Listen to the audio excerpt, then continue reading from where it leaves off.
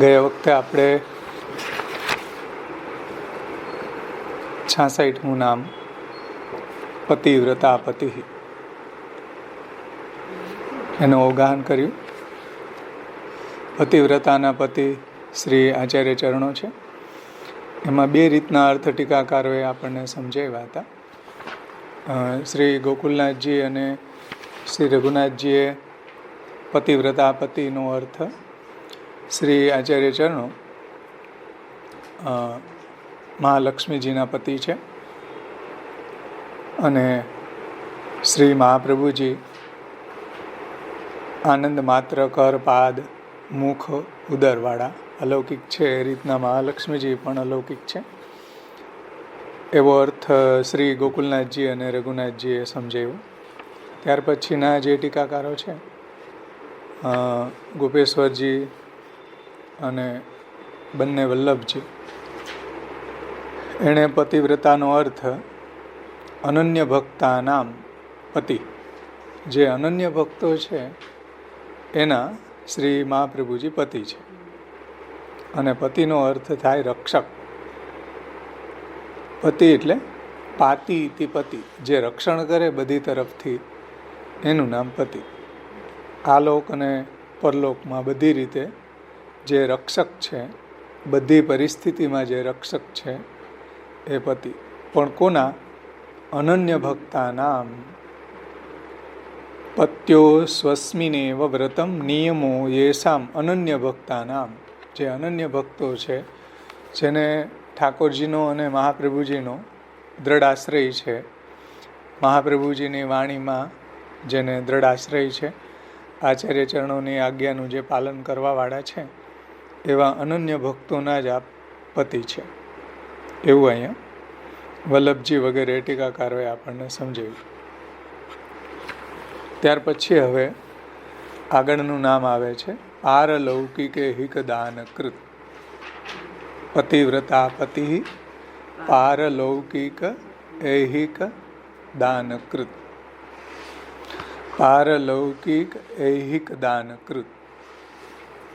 સમજો, પારલૌકિક એટલે પરલોકનું, ऐहिक એટલે આ લોકનું દાન કરવાવાળા શ્રી મહાપ્રભુજી છે, શ્રી આચાર્ય ચરણો છે. સર્વપ્રથમ શ્રી ગોકુલનાથજીની ટીકામાં આપણે જોઈએ, પેજ નંબર 192 ઉપર છે, શ્રી વલ્લભ સ્તોત્રાણીમાં શ્રી ગોકુલેશ આજ્ઞા કરે છે. એવં સ્વવંશસ્ય સોપપત્તિકમ સ્વસામ્યમ ઉપપાદ્ય સ્વીયાનામ ऐहिकम आमुष्मिकम फलदान सामर्थ्यम आहु પતિ પારલૌકિક ऐहिक દાન કૃત. એવં એવી રીતના સ્વવંશસ્ય સૌપપત્તિકમ સ્વસામ્યમ ઉપપાદ્ય, એટલે પોતાના વંશમાં પોતાની સમાન કૃષ્ણ સેવા પરમ વિક્ષ દંભાદિ રહિતમ નરમ શ્રી ભાગવત તત્વજ્ઞમ એવું સામર્થ્ય એનામાં છે. એવા જે સ્વવંશની અંદર એવા જે અધિકારી છે, એની અંદર એવું સામર્થ્ય બિરાજમાન છે, એટલે પોતાની સમાન છે. સ્વસામ્ય, હવે સ્વસામ્ય ઉપપાદ્ય, સ્વસમાન છે એવું યુક્તિ સહિત વર્ણન કરીને, સિદ્ધ કરીને, સ્વીયાનામ ऐहिकम એટલે જે સ્વીજનો છે એને, ऐहिक એટલે આ લોક, ऐहिकम आमुष्मिकम फलदान सामर्थ्यम आहु, એ પોતાના જે ભક્તો છે, નિજજનો છે, એને શ્રી મહાપ્રભુજી ऐहिक અને પારલૌકિક ફલ આપવાનું સામર્થ્ય આપનામાં છે, એ જણાવતું નામ આવે છે પારલૌકિકે હિકદાન કૃત. સમજણ? શંકા? ઉત્થાનિકા? સ્વવંશસ્ય સૌપપત્તિકમ સ્વસામ્યમ ઉપપાદ્ય, એટલે મહાપ્રભુજી સ્વવંશની અંદર પોતાનું મહાત્મ્ય સ્થાપન કર્યું છે, એવું ઉપપત્તિ સાથે ઉપપાદન કર્યું, સામ્યત્વ. હવે સ્વવંશ કેવા તો કે કૃષ્ણ સેવા પરમ ભિક્ષ દંભાદી રહિતમ નરમ શ્રી ભાગવત તત્વજ્ઞ હોય એની અંદર મહાપ્રભુજીએ પોતાનું સ્વસામ્યત્વ સ્થાપન કર્યું છે આંશિક રૂપમાં. સંપૂર્ણ રૂપમાં તો ગુસાઈજી અને ગોપીનાથજીમાં સ્થાપન કર્યું છે. આ વર્ણન કરીને હવે સ્વીયા નામ જે સ્વીજનો છે, જે નિજજનો છે, એને ઐહિકમ એટલે આ લોકનું અને આમુસ્મિકમ એટલે પરલોકનું ફલદાન સામર્થ્યમ, આ લોકનું અને પરલોકના ફલનું દાન કરવાનું સામર્થ્ય શ્રી આચાર્ય ચરણોમાં છે. એ જણાવતું નામ આવે છે પારલૌકિકે હિકદાન કૃત. સમજાણું ને? ધ્યાનથી એમાં જ બધા કોન્સન્ટ્રેશન રાખો. ટીકામાં શ્રી ગોકુલનાથજી આજ્ઞા કરે છે પારલૌકિકે હિકદાન કૃત. શ્રી મહાપ્રભુજી કેવા છે? પારલૌકિકૈહિક દાન કૃત એટલે પારલોક અને ઐહિક ફલનું દાન કરવાવાળા છે. તો પારલૌકિક અને ઐહિક ફલનું દાન છે એ તો ધર્મથી નહીં થાય છે. કોઈ ધર્મનું આચરણ કરે તો નિશ્રેયસ ને અભ્યુદય, જેને વેલફેર કહેવામાં આવે છે. આ લોકના વેલફેર એટલે પુરુષાર્થો અને પરલોકના જે વેલફેર છે, જે પુરુષાર્થો છે એ તો ધર્મથી નહીં સિદ્ધ થાય છે. જે મહાપ્રભુજીએ બાલબોધમાં આપણને સમજાવ્યું. ધર્મ, અર્થ, કામ અને મોક્ષ. એમાં નિશ્રેયસ અને અભ્યુદય. નિશ્રેયસ એટલે મોક્ષ અને અભ્યુદય એટલે ત્રિવર્ગ, ધર્મ, અર્થ અને કામ. આવું બધું ઐહિક અને પારલૌકિક ફલ જે છે એ તો ધર્મથી નહીં સિદ્ધ થાય છે. પણ એવું ફલની વાત મહાપ્રભુજી ગુસાઈજી અહીંયા કરતા નથી. અહીંયા જે ફલની વાત કરે છે શ્રી ગુસાઈજી શ્રી આચાર્ય ચરણો માટે, એ કયા પ્રકારનું ફલ છે? ઐહિક અને આમુસ્મિક એટલે કે નિશ્રેયસ અને અભ્યુદય ફલની વાત નથી.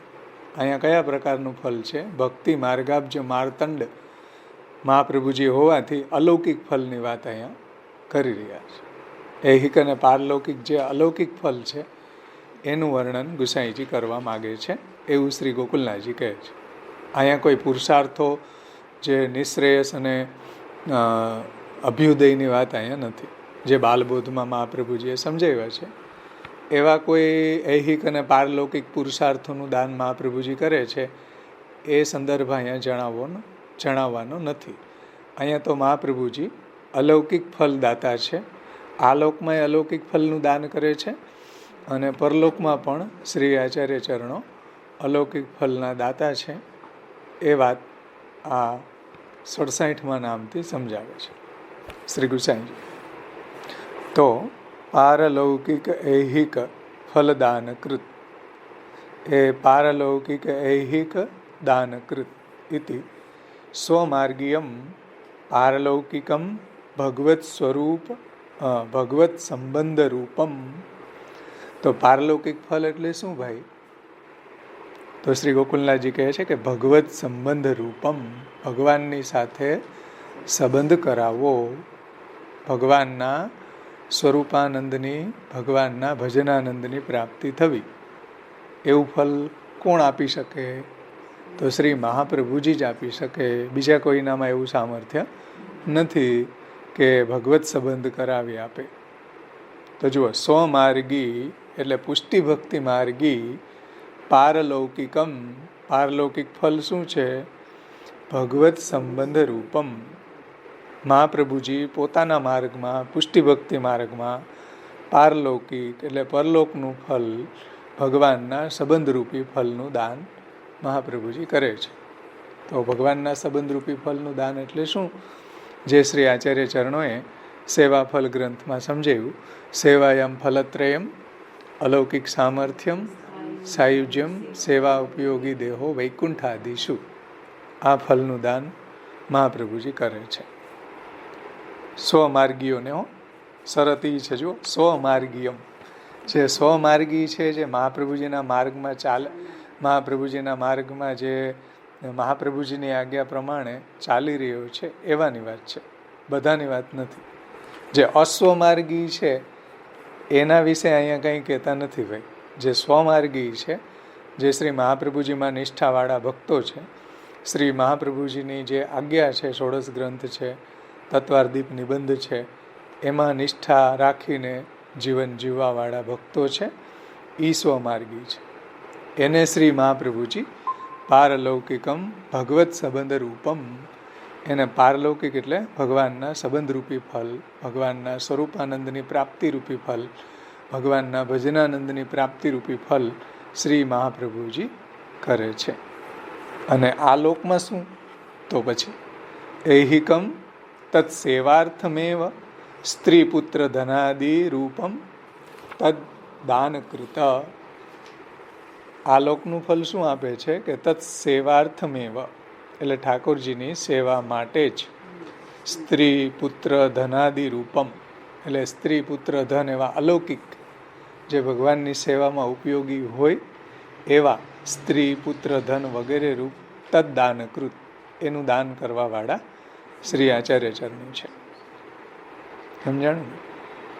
એહિકમ તત્સેવાર્થમેવ સ્ત્રી પુત્ર ધનાદિ રૂપમ તદ દાનકૃત. તો એહિક ફલ શું આપે છે મહાપ્રભુજી? કે કોઈ તમને ગાડ 4 વ્હીલ લેવાઈ જાય ને, કે લગ્ન ન થતા હોય તો લગ્ન થઈ જાય, કે કોઈ મોટું તમે ફાર્મ હાઉસ લઈ લ્યો એવું ફલ, કે કોઈ મોટો બંગલો બનાવી દો એવું ફલ આપે છે મહાપ્રભુજી? તો નહીં. ગુસાઈજી એમ કહે છે, ગોકુલનાથજી એમ કે જુઓ, એહિકમ તત્સેવાર્થમેવ ભગવાનની સેવામાં ઉપયોગી સ્ત્રી પુત્ર ધનાદિ રૂપમ તદ્દાનકૃત. ભગવાનની સેવામાં ઉપયોગી અલૌકિક ધન, અલૌકિક સ્ત્રી પુત્ર વગેરેનું દાન મહાપ્રભુજી કરે છે. જે પુત્રે કૃષ્ણ પ્રિય રતિ, જે શ્રી મહાપ્રભુજીએ ષોડશ ગ્રંથમાં સમજાવ્યું એ રીતે. બહિર્મુખ સ્ત્રી પુત્ર ધન વગેરેનું દાન કરતા નથી. જે ભક્તિમાં આપણને ઉપયોગી છે, ભગવત સેવામાં ઉપયોગી છે એવા અલૌકિક સ્ત્રી પુત્ર ધન વગેરેનું દાન, ઐહિક દાન કરવાવાળા, અને એ ભગવત સેવાર્થ ભગવાનની સેવામાં જે ઉપયોગમાં આવે એવા સ્ત્રી પુત્ર ધન વગેરેનું દાન કરવાવાળા શ્રી આચાર્ય ચરણો છે. સમજાણું ને? તો ધર્મશાસ્ત્રથી, ધર્મથી જે સિદ્ધ થવાવાળા વેલફેર છે, એટલે પુરુષાર્થો જે છે, નિશ્રેયસ અને અભ્યુદય, એ તો ધર્મથી મળી જાય. મહાપ્રભુજી સુધી જવાની જરૂર નથી ભાઈ. ધર્મનું આચરણ કરવાથી એવા ઐહિક અને આમુસ્મિક નિશ્રેયસ અને અભ્યુદયની સિદ્ધિ થઈ જાય છે. એની વાત અહીંયા નથી. અહીંયા તો જે સ્વમાર્ગી છે એવા જે નિજજનો છે એને શ્રી મહાપ્રભુજી પરલોકમાંય ભગવત સંબંધરૂપી ફલ આપે છે, અને ઐહિક આ લોકમાં પણ ભગવાનની સેવામાં ઉપયોગી સ્ત્રી પુત્ર ધન વગેરે પદાર્થોની પ્રાપ્તિ કરાવી આપે છે. એવું ભગવત સેવાને અનુકૂળ ઘર, ભગવત સેવાને અનુકૂળ પત્ની, ભગવત સેવાને અનુકૂળ પુત્ર, ભગવત સેવાને અનુકૂળ દ્રવ્ય શ્રી મહાપ્રભુજી દાન કરવાવાળા છે. સમજમાં આવ્યું? યદ્યપિ અદ્રષ્ટાદીનામ કસ્યચિત તીર્થાદિ મરણેન પારલૌકિકમ ફલમ અનુમીયતે. જો કે અદ્રષ્ટ વગેરેને લીધે તીર્થ વગેરેમાં મરણ પામવાથી એને પરલોકનું ફલ મળ્યું હોય એવું અનુમાન થાય છે. અદ્રષ્ટ વગેરેના કારણે કોઈને તીર્થ વગેરેના અંદર મરણ થવાથી એને પરલોકનું ફલ પ્રાપ્ત થયું હોય એવું અનુમાન થાય છે. અને પતિ પુત્રાદિ રૂપમ ઐહિકમ અપી દૃશ્યતે. અને પતિપુત્ર વગેરે ધન વગેરે તો એવા ફલની પ્રાપ્તિ થઈ હોય એવું લોકની અંદર જણાય છે. એવા ઐહિક ફલની પ્રાપ્તિ થાય એવું જણાય છે. એટલે લોકની અંદર આવા ઐહિક અને પારલૌકિક ફલ મળતા હોય એવું તો જણાય જ છે. એમાં શ્રી મહાપ્રભુજી જે ઐહિક અને પારલૌકિક ફલ આપે એમાં શું ને વિલક્ષણતા એમ. જોકે અદ્રષ્ટ વગેરેને લીધે તીર્થ વગેરેમાં મરણ પામે એને પરલોકનું ફલ મળ્યાનું અનુમીયતે એટલે અનુમાન થાય છે. અને પતિપુત્ર ધન વગેરે રૂપી આ લોકનું ફલ પણ જોવામાં આવે જ છે, દૃશ્યતે. તથાપિ તો પણ, છતાં પણ પૂર્વોક્ત પ્રકાર પારલૌકિક ઐહિક ફલદાને આચાર્યાણામેવ સામર્થ્ય ન તો અદૃષ્ટાદેર અપી ઇતિ જ્ઞાપનાય ઉક્તમ પારલૌકિકે હિકદાન કૃત. કે આ લોકની અંદર આવા ફલોની પ્રાપ્તિ થતી હશે તો અદૃષ્ટ દ્વારા થતી હશે, પરંતુ પૂર્વોક્ત પ્રકાર પારલૌકિક અને ઐહિક ફલદાન જે છે, તો પૂર્વોક્ત પ્રકાર એટલે શું? જે ગોકુલનાથજીએ શરૂઆતમાં કહ્યું ને કે ભગવત સંબંધરૂપી પારલૌકિક ફલ અને ભગવત સેવામાં ઉપયોગી સ્ત્રી પુત્ર ધનાદિરૂપ ઐહિક ફલ. આવું ફલ તો અદૃષ્ટથી પ્રાપ્ત થતું નથી. આવું ફલ તો શ્રી મહાપ્રભુજીની કૃપાબલથી જ પ્રાપ્ત થાય છે ભાઈ, સમજો. પૂર્વોક્ત પ્રકારક પારલૌકિક ઐહિક ફલદાને આચાર્યાણામેવ સામર્થ્યમ, મહાપ્રભુજીનું સામર્થ્ય છે આવું ફલ દેવાનું. ન તો અદૃષ્ટાદેરપી, અદૃષ્ટનું સામર્થ્ય એવું નથી કે ભગવત સેવામાં ઉપયોગી દેહની પ્રાપ્તિ થાય, કે આ લોકની અંદર ભગવત સેવામાં ઉપયોગી સ્ત્રી પુત્ર ધનાદિની પ્રાપ્તિ થાય ને પરલોકમાં ભગવત સંબંધ સ્વરૂપ ભગવત સંબંધ રૂપ ફલ પ્રાપ્ત થાય. આવું સામર્થ્ય અદૃષ્ટનું નથી. આવું સામર્થ્ય કોનું છે? આચાર્યાણામેવ, શ્રી મહાપ્રભુજીનું આવું સામર્થ્ય છે. નતુ અદૃષ્ટાદેર અપી ઇતિ જ્ઞાપનાય ઉક્તમ પારલૌકિકે હિકદાન કૃત. આવું સામર્થ્ય તો શ્રી મહાપ્રભુજીનું જ છે, અદૃષ્ટનું આવું સામર્થ્ય નથી. એ જણાવવા માટે શ્રી મહાપ્રભુજીનું નામ કહે છે પારલૌકિક ઐહિક ફલદાન કૃત. સમજમાં આવ્યું ને? એટલે આવું દાન કરનાર શ્રી આચાર્યજી છે એમ કહ્યું.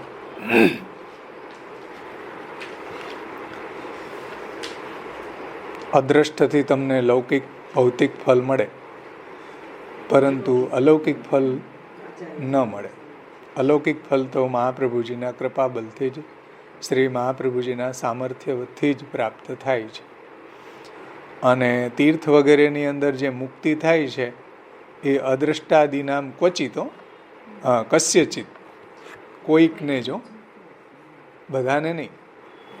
એ કસ્યચિત મહાપ્રભુજીએ નિબંધમાં શાસ્ત્રાર્થ પ્રકરણમાં આ વાતને સમજાવી છે કે તીર્થાદાવપી આ મુક્તિ કદાચિત કસ્યચિત ભવેત. જાય એવું ને, અદ્રષ્ટાદિનામ કસ્યચિત તીર્થાદિનામ, તીર્થાદિ મરણેન પારલૌકિકમ ફલમ અનુમીયતે. એટલે કોઈકને જ ક્યારેક જ અને કોઈકને એના અદ્રષ્ટ દ્વારા તીર્થાદિ વગેરેમાં પારલૌકિક ફલની પ્રાપ્તિ થાય છે એવું અનુમાન થાય છે. એટલે શ્રી મહાપ્રભુજી નિબંધમાં પણ એનો ખુલાસો કરે છે કસ્યચિત, કે તીર્થાદાવપી આ મુક્તિ કદાચિત કસ્યચિત ભવેત કૃષ્ણ કૃપાયુક્તસ્ય ન અન્ય.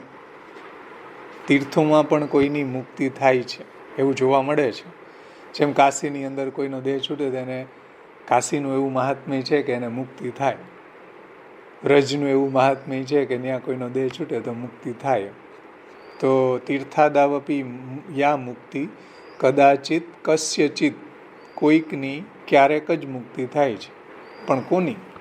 કૃષ્ણ કૃપાયુક્તસ્ય, જેની ઉપર કૃષ્ણનો અનુગ્રહ હોય એ તીર્થમાં મરે તો મુક્તિ થાય. કૃષ્ણનો અનુગ્રહ ન હોય અને તીર્થમાં જઈને દવા પી જાય તો એ મુક્તિ ન થાય. સમજાણું?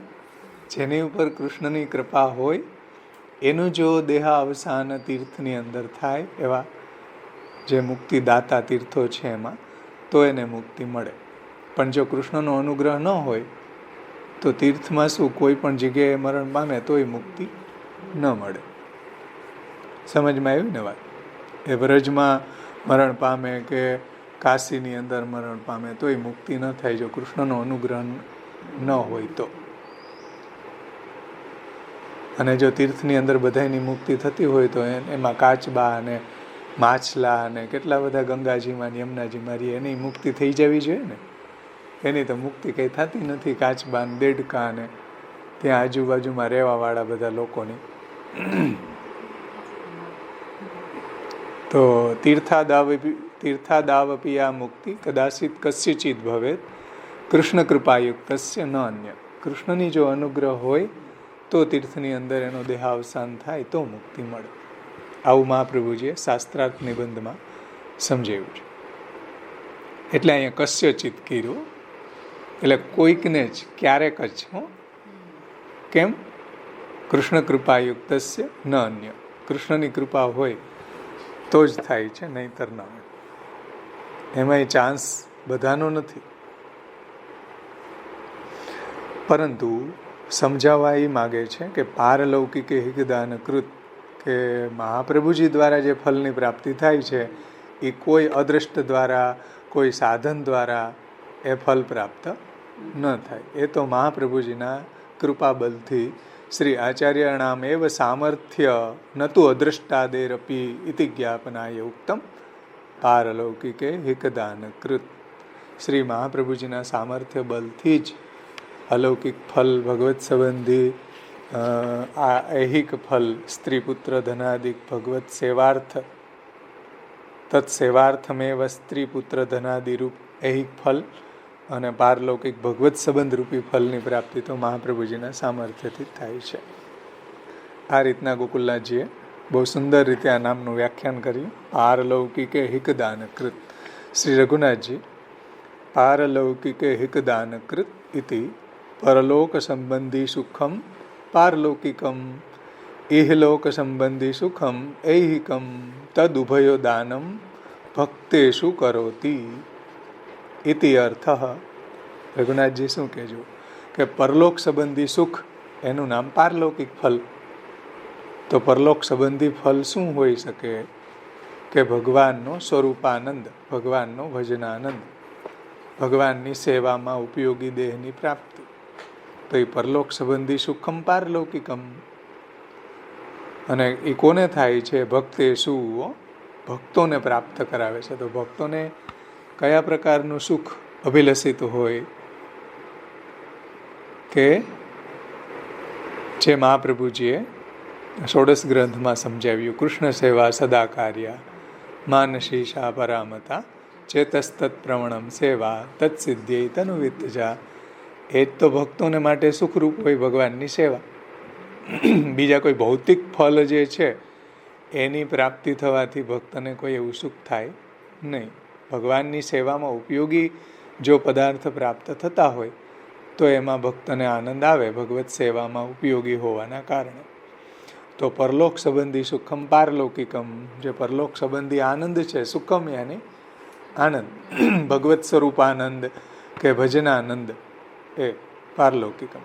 અને ઇહલોક સંબંધી સુખમ એહિકમ, અને આ લોકની અંદર ભગવત સેવામાં ઉપયોગી દેહની પ્રાપ્તિ કે ભગવત સેવામાં ઉપયોગી દારાગાર, પુત્ર, આપ્ત વગેરે એની પ્રાપ્તિ, એ ઐહિક સંબંધી, ઇહલોક સંબંધી સુખમ ઐહિકમ તદ ઉભયો, એટલે બંને આ લોકનું સુખ અને પરલોકનું અલૌકિક સુખ હો, એનું દાન ભક્તેષુ, ભક્તોને કરોતી ઇતિ અર્થ.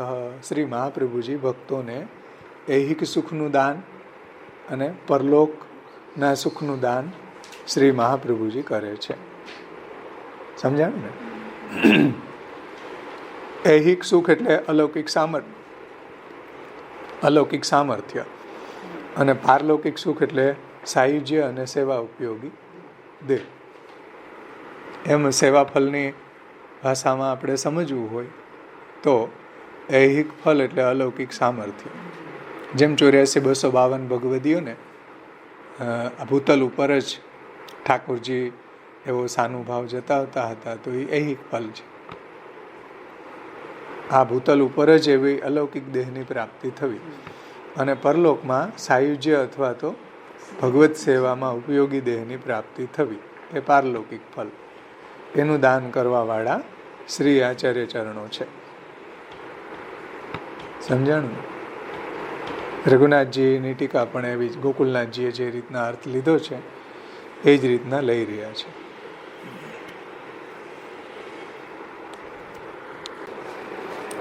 હવે ત્રીજી ટીકા શ્રી ઘનશ્યામજીના જે સમતમલાલજી છે, ઘનશ્યામજી એના લાલ ચાચા ગોપેશ્વરજી ઉત્થાનિકામાં આજ્ઞા કરે છે કે નનુ પતિવ્રતાયા એવમ અલૌકિકત્વેપી બહિસ્તુ લૌકિકત્વમેવ દૃશ્યતે તત્રાહુ પારલૌકિકે હિતદાનકૃત. નનુ પતિવ્રતાયા એવમ, એટલે પતિવ્રતા એવા અલૌકિક હોવા છતાંય, જે આગળનું નામ આપણે જોયું પતિવ્રતા પતિ, તો મહાપ્રભુજી છે પતિવ્રતાના અલૌકિક પતિ છે. તો એ પતિવ્રતાયા એવમ અલૌકિકત્વે અપી, તો પતિવ્રતા એવા અલૌકિક હોવા છતાં, પતિવ્રતાના અલૌકિક પતિ છે, એવા અલૌકિક પતિ હોવા છતાંય બી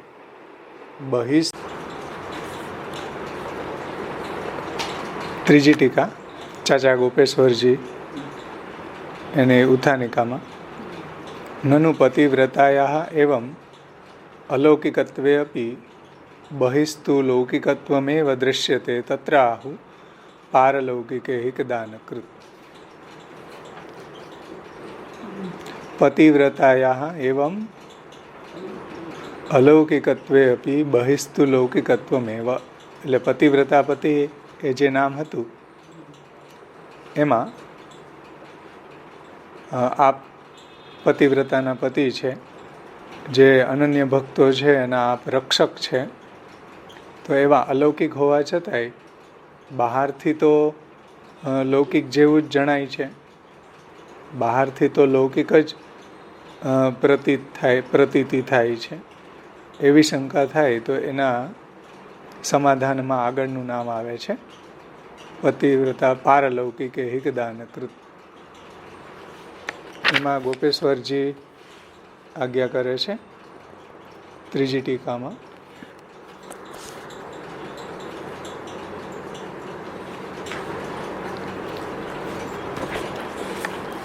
પારલૌકિકે હિતદાનકૃત. પારલૌકિક અને ઐહિક ફલનું દાન કરવાવાળા શ્રી આચાર્ય ચરણો છે. યદ્યપિ આચાર્ય વ્યતિરિક્તમ પતિવ્રતાયામ પારલૌકિકમ ઐહિકમ વા કિમપી વાંછિતમ ન અસ્તિ તથાપિ સ્વમાર્ગીયમ પારલૌકિકમ ભગવત સંબંધ રૂપમ ઐહિકમ તત્ફલરૂપમેવ સેવાર્થમ સ્વાનંદાદિરૂપમ સ્વતઃ તદ્દાન કરતા.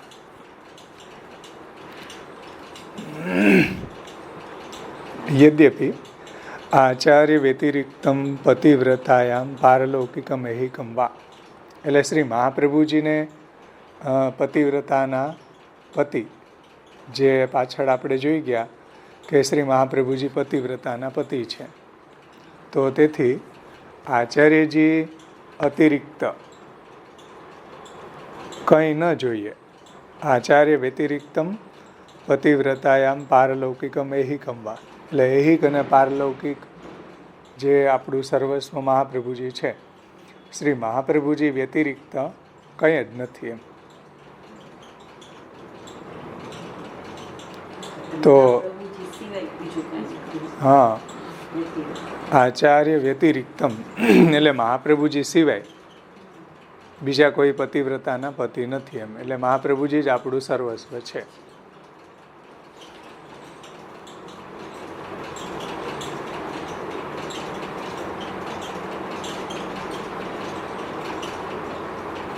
એટલે આચાર્યજી મહાપ્રભુજીના જ હું એવા પતિવ્રતા છું એમ. તો પણ પારલૌકિકમ, તો પારલૌકિકમ એટલે શું કે ભગવત સંબંધ રૂપમ. તો પણ પારલૌકિકમ એટલે ભગવત સંબંધ, અર્થાત ભગવત સંબંધને સંપાદન કરવા માટે ઘર, પુત્ર, ધન વગેરે એ બધું ભગવત સંબંધ માટે જ છે. એટલે કોઈને અહીંયા એવું વિચાર આવે કે ભાઈ શ્રી મહાપ્રભુજીમાં જ પતિવ્રતા રાખો, અનન્યતા રાખો, તો આચાર્યજી વ્યતિરિક્તમાં પતિવ્રતા નથી, તો પછી ઠાકોરજીનું શું કરવું? સમજો પ્રોબ્લેમ, સમજો કે ભાઈ શ્રી મહાપ્રભુજીમાં જ એવો અનન્ય ભાવ છે, શ્રી મહાપ્રભુજી જ પતિવ્રતાના પતિ છે, મહાપ્રભુજી વ્યતિરિક્તમાં પતિવ્રતા નથી આપણે, તો પછી ઠાકોરજીનું શું? બોલો, ઠાકોરજીના અનન્ય છુઓ કે નહીં? ઠાકોરજીમાં પણ પતિવ્રતા પતિ છુઓ કે નહીં? આવું અહીંયા વિચાર આવે તો એના જવાબમાં ગોપેશ્વરજી સમજાવે છે. સમજમાં આવી વાત? કે શ્રી મહાપ્રભુજીમાં જ આપણું પતિવ્રતા ધર્મ છે, મહાપ્રભુજીમાં જ આપણો અનન્ય ભાવ છે. તો આચાર્યજી વ્યતિરિક્ત એટલે પ્રભુમાં, મહાપ્રભુજી વ્યતિરિક્ત કોઈ પતિવ્રતા નથી, પતિવ્રતાના પતિ નથી. તો પછી ઠાકોરજીનું શું કરવું? ઠાકોરજીમાં અનન્યતા રાખવી કે નહીં? ઠાકોરજીમાં પતિવ્રતાના પતિ માનવું કે નહીં? એટલે ગોપેશ્વરજી કહે છે કે પારલૌકિકમ ભગવત સંબંધ રૂપમ એહિકમ તત્ફલ રૂપમેવ સેવાર્થમ સ્વાન્વયાદિ, અન્વય એટલે પુત્ર વંશ, પુત્ર વગેરે, સ્વાન્વયાદિ, આદિ શબ્દેન પત્ની, દેહ, દારાગાર, પુત્ર, આપ્ત, વિત્ત, આ બધું સમજી લેવાનું. ઉપલક્ષણ વિધિથી અહીંયા સ્વાન્વય એ ઉપલક્ષણ વિધિથી ગણાવ્યું છે. પરંતુ કેવલ પુત્ર નહીં, દારાગાર, પુત્ર, આપ્ત, વિત્ત, આલોક, પરલોક, એમ બધું જ સમજી લેવું. અહીંયા પારલૌકિકમ ભગવત સંબંધ રૂપમ એહિકમ તત્ફલ રૂપમેવ સેવાર્થમ સ્વાન્વયાદિ રૂપમ સ્વતઃ તદ્દાન કરતા. સમજાણું ને? એટલે ભગવત સંબંધને સંપાદન કરવાવાળા, કે જેનાથી આપણે ભગવાનની સેવા કરી શકીએ, જેનાથી ભગવાનનું ભજન છે એનો નિર્વાહ સારી રીતે સિદ્ધ થાય, એવા ઘર, પુત્ર, ધન, પરિવાર વગેરે ભગવત સંબંધ માટે છે. એટલે કેવલ પતિવ્રતાના પતિ આપણે બની ગયા તો ત્યાંથી રડી ગયું કે ત્યાંથી કાર્ય સિદ્ધ થઈ ગયું એવું નહીં, એટલું જ નથી. એમ ઠાકોરજીની પણ સેવામાં પ્રવૃત્ત થવાનું છે. અને ઠાકોરજીની સેવામાં પણ જે ઉપયોગી અન્વયાદિ રૂપ જે છે, એટલે પત્ની, પુત્ર, ઘર, પરિવાર, ધન, એનું પણ દાન કરવાવાળા શ્રી મહાપ્રભુજી છે. સમજાણી વાત?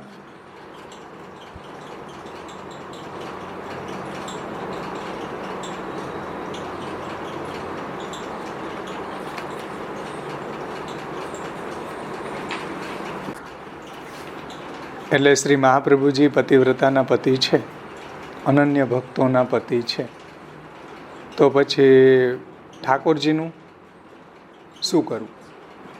એમ આચાર્યજી વ્યતિરિક્ત કોઈ પતિવ્રતાના પતિ નથી, મહાપ્રભુજી જ આપણા રક્ષક છે ને આપણે મહાપ્રભુજીના અનન્ય છે. એમ તો પછી ઠાકોરજીના સંદર્ભમાં શું? તો એ સંદર્ભમાં કહે છે કે ભગવત સંબંધ રૂપમ એહિકમ તત્ફલ રૂપમ સેવાર્થમ સ્વાન્વયાદિ રૂપમ સ્વતઃ તદ્દાન કરતા. એટલે પારલૌકિકમનો અર્થ શું લીધો ગોપેશ્વરજીએ? ભગવત સંબંધ રૂપ, ભગવત સંબંધ રૂપ, એહિક આલોક સંબંધી, તત્ફલ રૂપમેવ સેવાર્થમ, જે ફલરૂપ ભગવાનની જે સેવા છે એના માટે જે પુત્ર, દારા, ગાર, પુત્ર, આપ્ત, વિત્ત વગેરે સર્વ કંઈ પદાર્થ જે છે એનું સ્વતઃ તદ્દાન કરતા, એનું દાન કરવાવાળા શ્રી મહાપ્રભુજી છે, કે જેને કારણે ભગવત સેવાનો નિર્વાહ સારી રીતે સિદ્ધ થઈ શકે. સમજમાં આવ્યું ને? અને સ્વમાર્ગે ભગવત સેવાયા આવશ્યકત્વાદિતિ, અને સ્વમાર્ગમાં પુષ્ટિ સંપ્રદાયમાં તો ભગવત સેવા જે છે એની આવશ્યકતા છે. આવશ્યકતા એટલે એ આપણી નેસેસિટી છે. જેમ હવા આપણે શ્વાસ લઈએ તો એ શ્વાસ લેવું એ આપણી આવશ્યકતા છે. કોઈ શ્વાસ લઈએ અમારો ધર્મ છે એમ કોઈ ન કહે કે હવે તો અમારે શ્વાસ લેવો જોઈએ, અમારી ધર્મ છે, અમારી કોઈ ડ્યુટી છે, અમારી ફરજ છે. એ ફરજ ચાલે? ફરજિયાત લેવો જ પડે, આવશ્યક છે, નેસેસિટી છે. હા, એમ ભગવત સેવા જે છે એ આપણી સહજ નેસેસિટી છે, આપણી જીવાદોરી છે. જો ભગવત સેવા ન હોય તો પુષ્ટિજીવ તરીકે આપણું અસ્તિત્વ શું? એમ સમજાણું ને?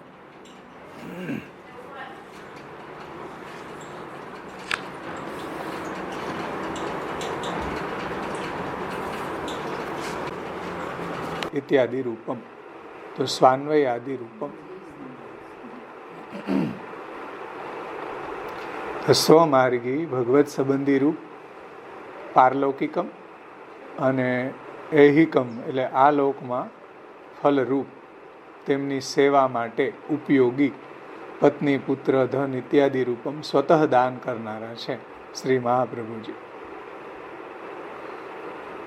સમજાણું ને? સ્વતઃ દાન કરવાવાળા શ્રી મહાપ્રભુજી છે. એટલે આચાર્ય વ્યતિરિક્તમ પતિવ્રતાયામ પારલૌકિકમ ઐહિકમ વા કિમપી વાંછિતમ ન અસ્તિ. એટલે મહાપ્રભુજી સિવાય જે પતિવ્રતાયા છે એની અંદર તો ઐહિક અને પારલૌકિકની કોઈ વાંછના હોતી નથી એમ. પરંતુ અહીં સ્વમાર્ગની અંદર તો શ્રી મહાપ્રભુજી પારલૌકિકમ એટલે ભગવત સંબંધ રૂપ અને ઐહિકમ એટલે તત્ફલરૂપમેવ સેવાર્થમ, એ જે ફલરૂપ ભગવાનની સેવા છે એમાં ઉપયોગી સ્વાન્વય આદિ, એમાં ઉપયોગી પુત્ર આદિ. અન્વય એટલે પુત્ર આદિ એટલે વંશ, પુત્ર આદિ. આદિ શબ્દથી પત્ની, ઘર, દારાગાર, પુત્ર આપ્ત ઇત્યાદિ સમજી લેવાનું. એ સ્વાન્વય આદિ રૂપમ સ્વતઃ તદ દાન કરતા. એ મહાપ્રભુજી સ્વતઃ દાન કરે છે. સમજો, મહાપ્રભુજી છે પ્રાર્થના વગર દાન કરવા વાળા છે.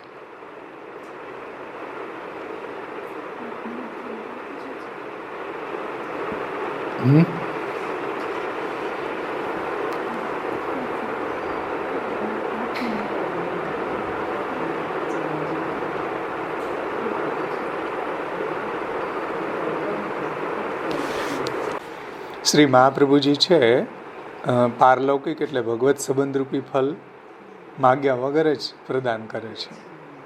જો સ્વતઃ દાન કરી દે છે ને ઐહિક તત્ફલરૂપમેવ સેવાર્થમ, ફલરૂપ એવા ભગવાનની, તત્ફલરૂપમેવ સેવાર્થમ ભગવાનની સેવા માટે સ્વાન્વય આદિ રૂપમ સ્વતઃ તદ દાન કરતા. ભગવત સેવામાં ઉપયોગી દારાગાર, પુત્રાપ્ત વગેરેનું દાન સ્વતઃ મહાપ્રભુજી કરી દે છે. અને સ્વમાર્ગે ભગવત સેવાયા આવશ્યકત્વાદિતિ, અને સ્વમાર્ગમાં ભગવત સેવાયા આવશ્યક છે. ભગવાનની સેવા જે છે એ આવશ્યક છે. આવશ્યકત્વાદિતિ એટલે સ્વમાર્ગમાં ભગવત સેવા જ આવશ્યક છે. સમજો, ધર્મ નથી હો, પણ આવશ્યક છે. આવશ્યક એટલે કે જે વસ્તુ તમને ન મળે એના વગર તમે જીવી જ ન શકો, એને આવશ્યકતા કહેવાય. જેમ હવા છે તો હવા આપણી એક આવશ્યકતા છે, આપણી નેસેસિટી છે, આપણી જીવાદોરી છે.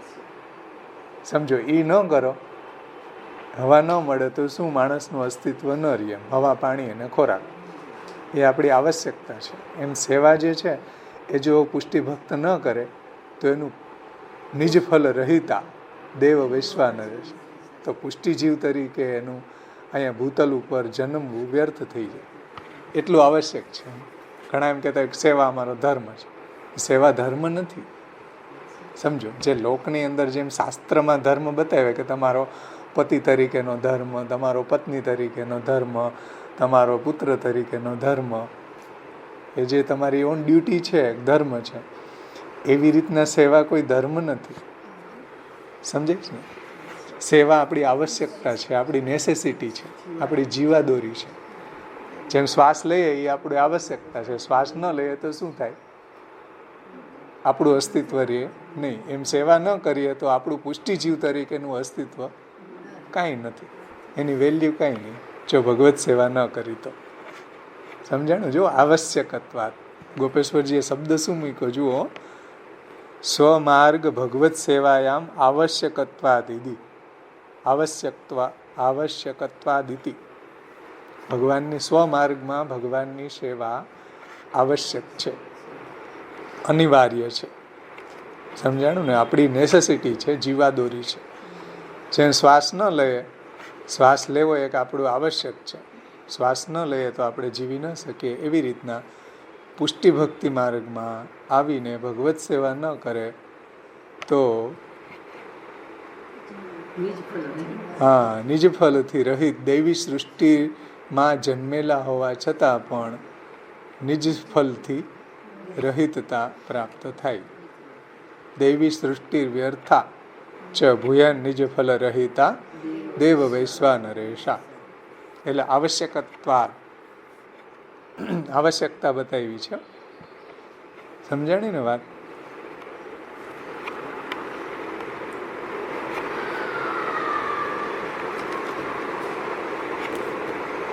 આ એક અર્થ કર્યો શ્રી ગોપેશ્વરજી. હવે યદ્વા કરીને બીજો અર્થ કરે છે શ્રી ગોપેશ્વરજી.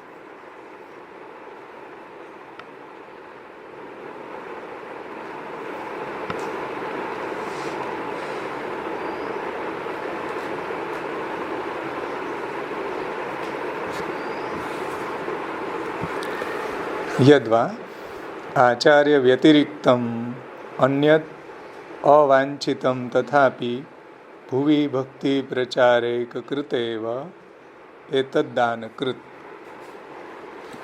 એટલે બીજો અર્થ ગોપેશ્વરજી સમજાવે છે કે આચાર્યજી સિવાય બીજી કામના એટલે બીજી કંઈ ઈચ્છા નથી તો પણ ભુવિ ઉપર ભક્તિના પ્રચાર માટે આચાર્યજી દાન કરે જ છે. હા, અન્વય વંશનું એટલે એવા પત્ની પુત્ર વગેરે. એટલે ભક્તને એવી કંઈ કામના હોતી નથી એમ, પણ સામેથી મહાપ્રભુજી એને એવું દાન કરે છે. શા માટે?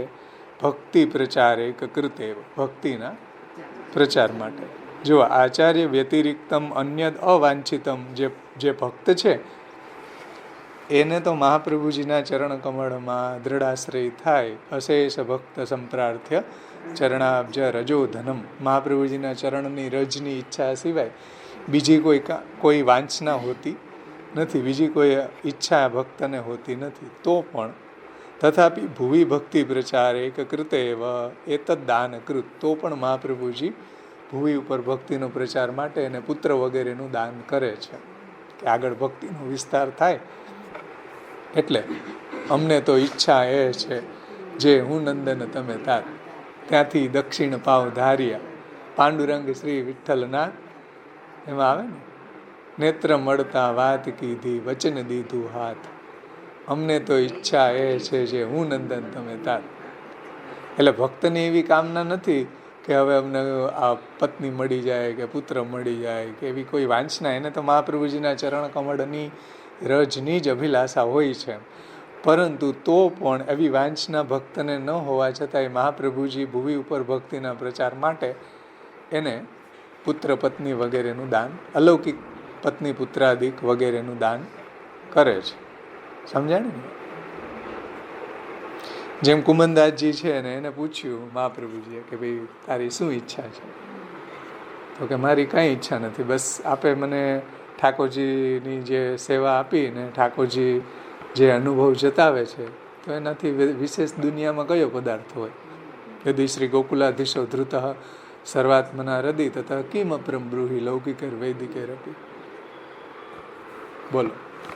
તો પણ મહાપ્રભુજીએ સામેથી એને પુત્રનું દાન કર્યું. ચતુર્ભુતદાસ પુત્ર આપ્યા ને, કે જે આગળ ભક્તિનો વિસ્તાર થાય, ભગવત સત્સંગ કરવા વાળા. જોકે એ પુત્રની તો અભિલાષા હતી જ કુમનદાસજી. એટલે 7 દીકરાઓ હતા, એમાંથી 1.5 જ માનતા, કૃષ્ણદાસ અને ચતુર્ભુતદાસ. બીજા જે લૌકિક હતા એને તો એ પુત્ર જ નહોતા માનતા. સમજાણું ને? એટલે આ રીતના મહાપ્રભુજી છે, ભક્તને કાંઈ કામના ન હોય તો પણ ભક્તિનો પ્રચાર થાય એવું એને પત્ની પુત્રાદિકનું દાન મહાપ્રભુજી કરે છે. સમજો?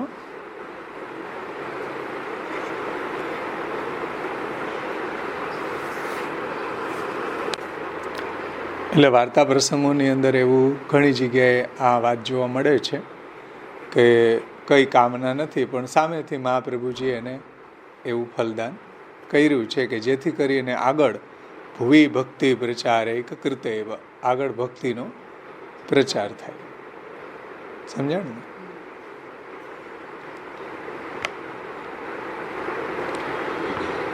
ભુવિ ભક્તિ પ્રચારૈક કૃતેવ એતદ દાન કૃત.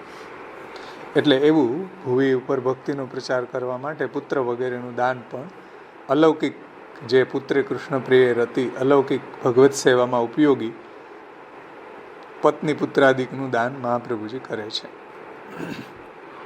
એવં સતી એતાદૃશમ ઐહિકમપી પારલૌકિકમેવેતિ ન લૌકિકત્વ ગંધોપી.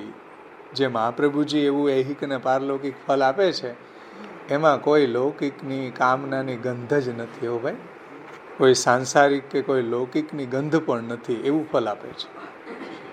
સમજો, મહાપ્રભુજી જે અલૌકિક પત્ની પુત્રાદિકનું દાન કરે છે, ઐહિક અને પારલૌકિક ફલનું દાન કરે છે, એમાં લૌકિકત્વ ગંધો પી ન, એમાં કોઈ લૌકિકત્વની ગંધ પણ નથી.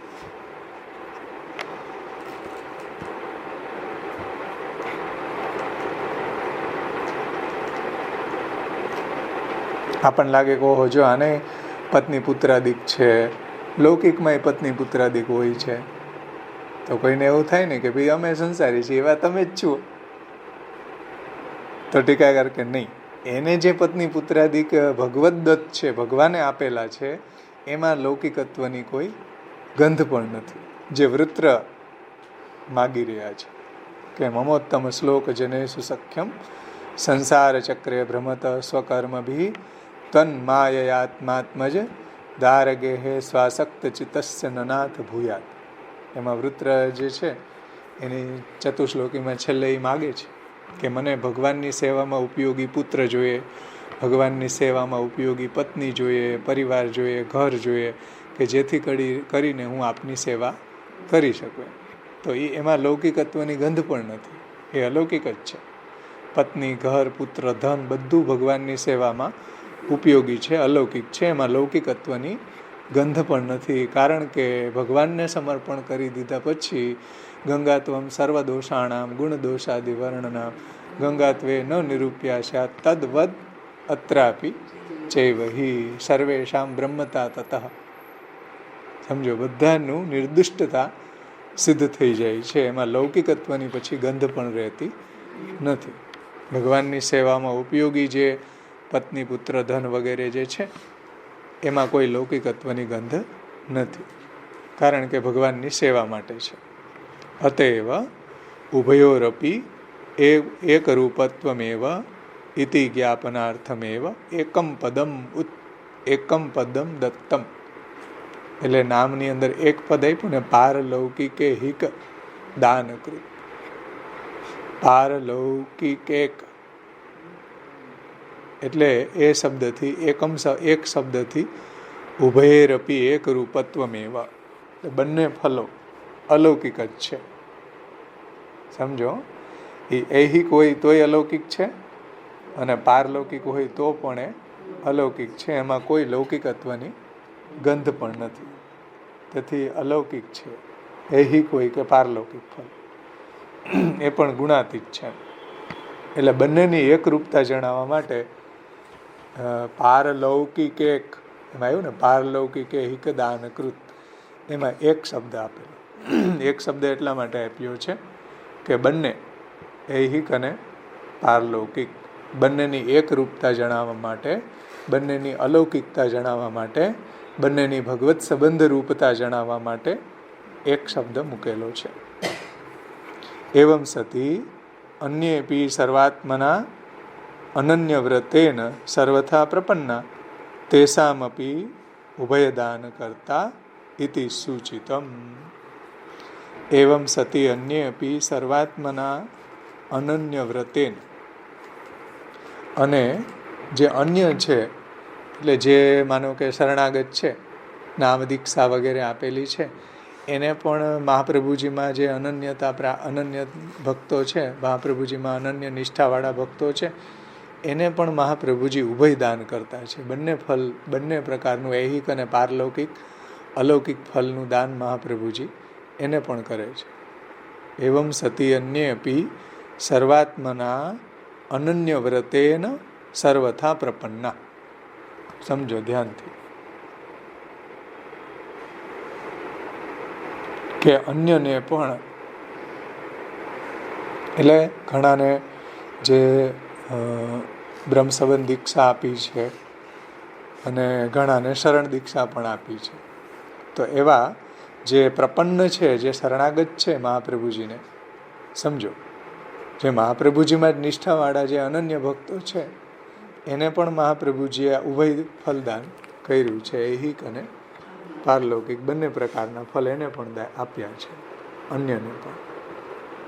જે સર્વાત્મના અનન્ય વ્રતથી હંમેશા મહાપ્રભુજીમાં પ્રપન્ન છે, એવા શરણાગત છે આચાર્ય ચરણોને, તો એને પણ આચાર્યજી ઐહિક અને પારલૌકિક ફલદાન કરે છે.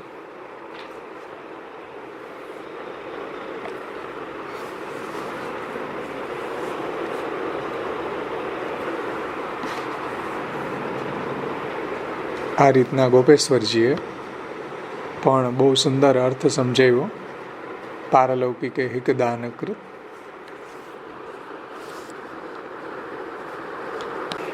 ચોથી ટીકા શ્રી હરિરાયજી ઉત્થાનિકામાં આજ્ઞા કરે છે, 4ખ. એતન નામ પોષકમ અગ્રિમમ નામ આહુ. એ નામનું પોષણ કરતું નામ, એટલે પતિવ્રતા પતિ એ નામ જે હતું એનું પોષણ કરનારું નામ આવે છે પારલૌકિકે હિકદાનકૃત.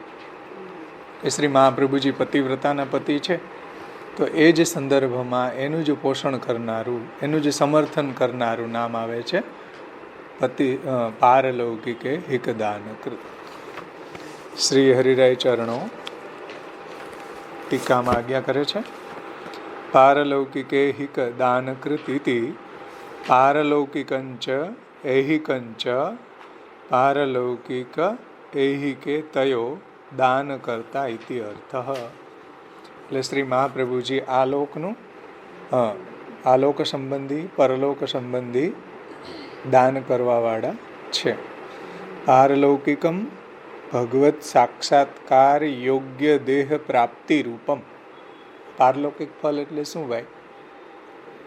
ભગવત સાક્ષાત્કાર યોગ્ય દેહ પ્રાપ્તિ રૂપમ, એટલે ભગવાનનો સાક્ષાત્કાર કરી શકે એવા દેહની પ્રાપ્તિ, જેને શ્રી યમનાષ્ટકમાં મમાસ્તુ તવ સન્નિધો તનુ નવત્વ મે તાવતા, એવું તનુ નવત્વ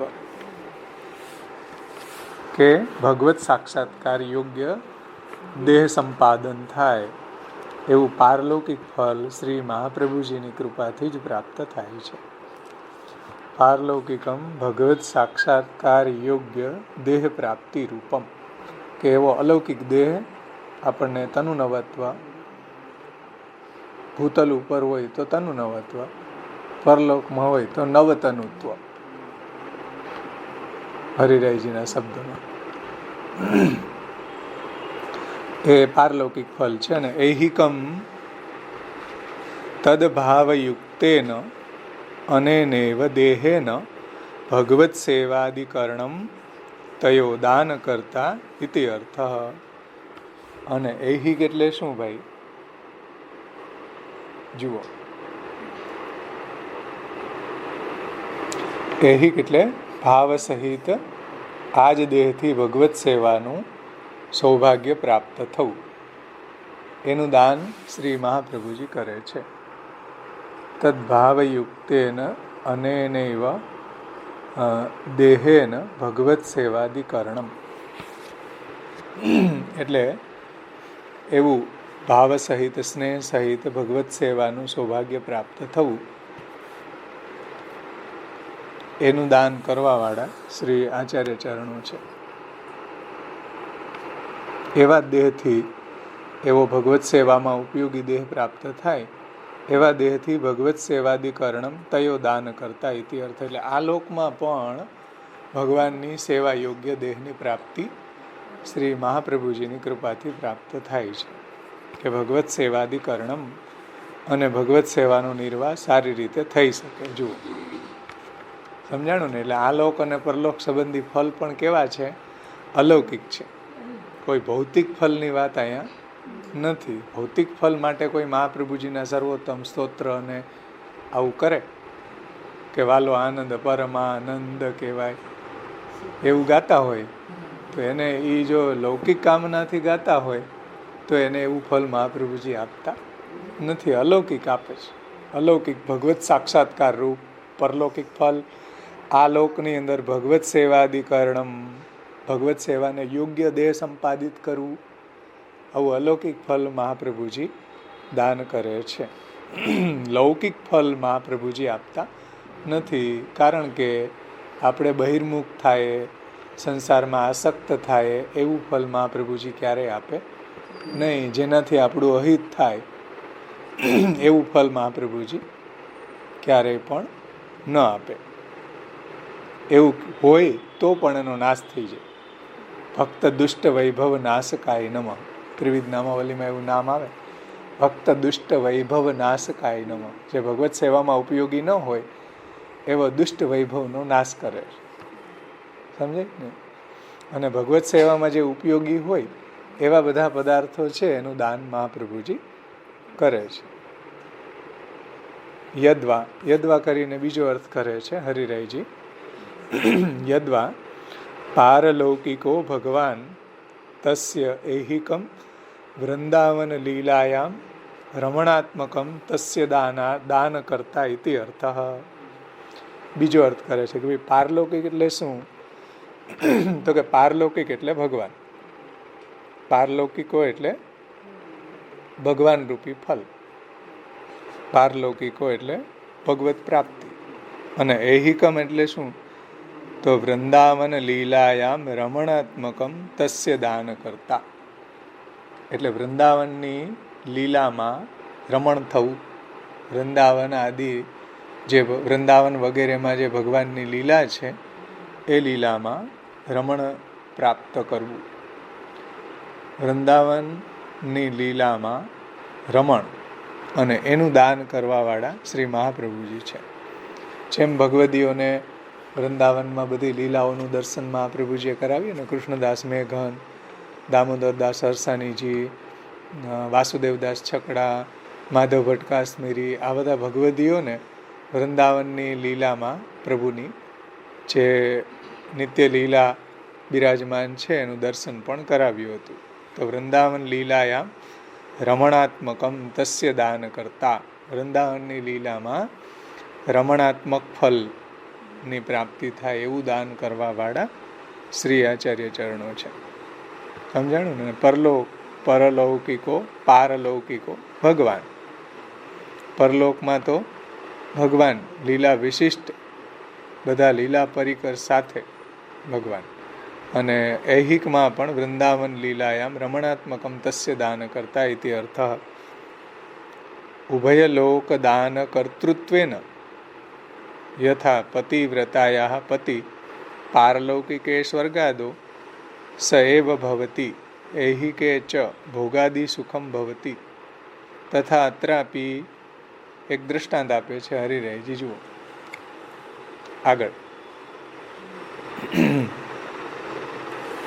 કે ઉભય લોક દાન કર્તૃત્વેન, એટલે ઉભય લોક એટલે આલોક અને પરલોક બંને રીતે આલોકનું ફલદાન મહાપ્રભુજી કરે છે અને પરલોકનું પણ ફલદાન શ્રી આચાર્યજી કરે છે. ઐહિક અને પારલૌકિક એમ ઉભય લોકનું દાન મહાપ્રભુજી કરે છે. પણ આવ અલૌકિક ઉપર જે બતાવ્યું ને, પરલોકની અંદર ભગવત સાક્ષાત્કાર અથવા તો ભગવાન, અને ઐહિક એટલે ભગવાનની સેવામાં ઉપયોગી જે પદાર્થો છે અથવા તો ભગવાનની સેવામાં ઉપયોગી ભગવત સેવાધિકરણમ દેહે ન, એવો ભગવત સેવામાં ઉપયોગી દેહની પ્રાપ્તિ. તો ઉભય લોક દાન કર્તૃત્વેન શ્રી મહાપ્રભુજી છે ઐહિક અને પારલૌકિક એમ ઉભય લોકનું દાન કરવાવાળા છે. પછી એક ભૌતિક દૃષ્ટાંત આપે છે કે યથા, જેવી રીતના પતિવ્રતાયાઃ પતિ પારલૌકિકે સ્વર્ગાદો, જે પતિવ્રતાયાઃ જે પતિવ્રતા સ્ત્રી છે એનો પતિ છે એને પારલોકમાં સ્વર્ગાદી સુખની પ્રાપ્તિ કરાવે. સમજો, લોકની અંદર આ ભૌતિક જે પતિ છે એની કોઈ સેવા કરે પતિવ્રતા સ્ત્રી તો એને શું ફલ મળે? પરલોકમાં સ્વર્ગ વગેરે ફલ મળે. પતિની સાથે સ્વર્ગમાં જાય પતિવ્રતા હોય તો. પતિવ્રતાયા પતિ, એનો પતિ છે એ પારલૌકિકે સ્વર્ગાદો સ એવ ભવતી, અને સ્વર્ગાદી વગેરે સુખની પ્રાપ્તિ થાય. પતિની સાથે સ્વર્ગાદિકમાં જાય એમ. અને એ કે છે ભોગાદી સુખમ ભવતી, અને આ લોકમાં એને ભોગ વગેરે સુખની પ્રાપ્તિ થાય છે પતિ દ્વારા. આ લોકમાં એને પતિ દ્વારા ભોગાદી સુખ મળે છે, અને પરલોકમાં એને પતિ દ્વારા સ્વર્ગાદી સુખની પ્રાપ્તિ થાય. પતિ જો ધર્માર્થ કામ ડિસિપ્લિનને પ્રમાણે જીવતો હોય, શાસ્ત્રોક્ત હોય તો ભાઈ, તો સ્વર્ગમાં જાય ને. તો એની પત્ની પતિવ્રતા હોય તો એની પાછળ પાછળ સ્વર્ગમાં જાય.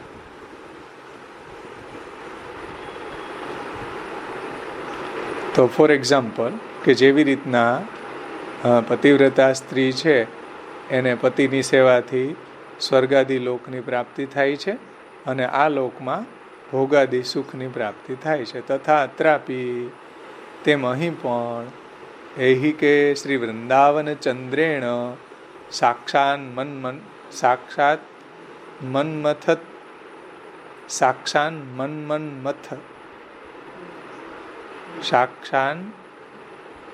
મન્મથત્વાદિ ભાવેન રસભોગ. જુઓ, એવી જ રીતના જેમ લોકની અંદર પતિવ્રતા સ્ત્રી હોય એને એના પતિ છે આ લોકની અંદર ભોગાદી સુખનું દાન કરે છે, એવી રીતના અહીં પણ શ્રી મહાપ્રભુજી છે એ ભક્તોને શ્રી વૃંદાવન ચંદ્રેણ, જે વૃંદાવનના ચંદ્ર છે, શ્રીમદ વૃંદાવનેન્દુ પ્રકટિત રસિકાનંદ સંદોહ રૂપ, એ સ્ફૂર્જદ રાસાદિ લીલામૃત જલધિ ભરાક્રાંતા સર્વોપી શશ્વત તસ્યૈવાત્માનુભાવા પ્રગટન હૃદયશ્ચાજ્ઞયા પ્રાદુરાસીદ ભૂમો યહ સન્મનુષ્યાકૃતિ અતિકરુણ સ્તમ પ્રપદ્યે હુતાશમ. ઈ વૃંદાવન ચંદ્રમા એહી કે આ લોકની અંદર શ્રી વૃંદાવન ચંદ્રેણ, જે વૃંદાવનના ચંદ્રમાં છે, રસાત્મક કૃષ્ણ કેવા? સાક્ષાત મન્મથત્વાદિ ભાવેન, એટલે સાક્ષાત જે મન્મથ છે, કામદેવના પણ કામદેવના મનને હરી લેવા વાળા એવા વૃંદાવનના ચંદ્રમાં ભગવાન શ્રી કૃષ્ણ, એની સાથે રસભોગ, એની સાથે ભજનાનંદની સ્વરૂપાનંદની પ્રાપ્તિ કમ્પેર કરે છે. જેમ ઓલી લૌકિક પતિવ્રતા સ્ત્રી હોય અને આ લોકમાં પતિ દ્વારા ભોગાદી સુખ મળે, એમ જે ઠાકોરજીના જે કોઈ સેવક હોય એને શું મળે? એને મહાપ્રભુજી શું આપે? તો કે આ લોકની અંદર વૃંદાવન ચંદ્ર દ્વારા સાક્ષાત સ્વરૂપાનંદનો એનો રસભોગ, સાક્ષાત ભગવાનના સ્વરૂપાનંદની પ્રાપ્તિ રૂપી ફલ આ લોકમાં મળે છે, એનો રસભોગ પ્રાપ્ત થાય છે. કે વૃંદાવન ચંદ્રમાં જ્યાં પોતે પોતાનો ભોગ્ય ભાવ પ્રગટ કરી દે છે, સમજો, એવો રસભોગ પ્રભુ એને દાન કરે છે આ લોકમાં. વૃંદાવન ચંદ્રમા દ્વારા સાક્ષાત જે મન્મથત્વાદિ ભાવેન, એટલે જે કામદેવના પણ કામદેવ છે, જે મન્મથત્વ છે, જે ભગવાન છે, એની સાથે રસભોગ, જે શ્રુતિ કહે છે સર્વાન કામાન સહબ્રહ્મણા વિપશ્ચિતા, બધા કામને ભગવાનની સાથે ભોગવે છે. એ રસભોગ કે જ્યાં ભગવાન ભોગ્ય ભાવાપન્ન બનીને ભક્તને ભોક્તૃભાવાપન્ન બનાવીને રસદાન કરે છે. વૃંદાવન ચંદ્રમાં વૃંદાવનના ઇન્દુ રસાત્મક કૃષ્ણ એની સાથે રસભોગની પ્રાપ્તિ થાય છે.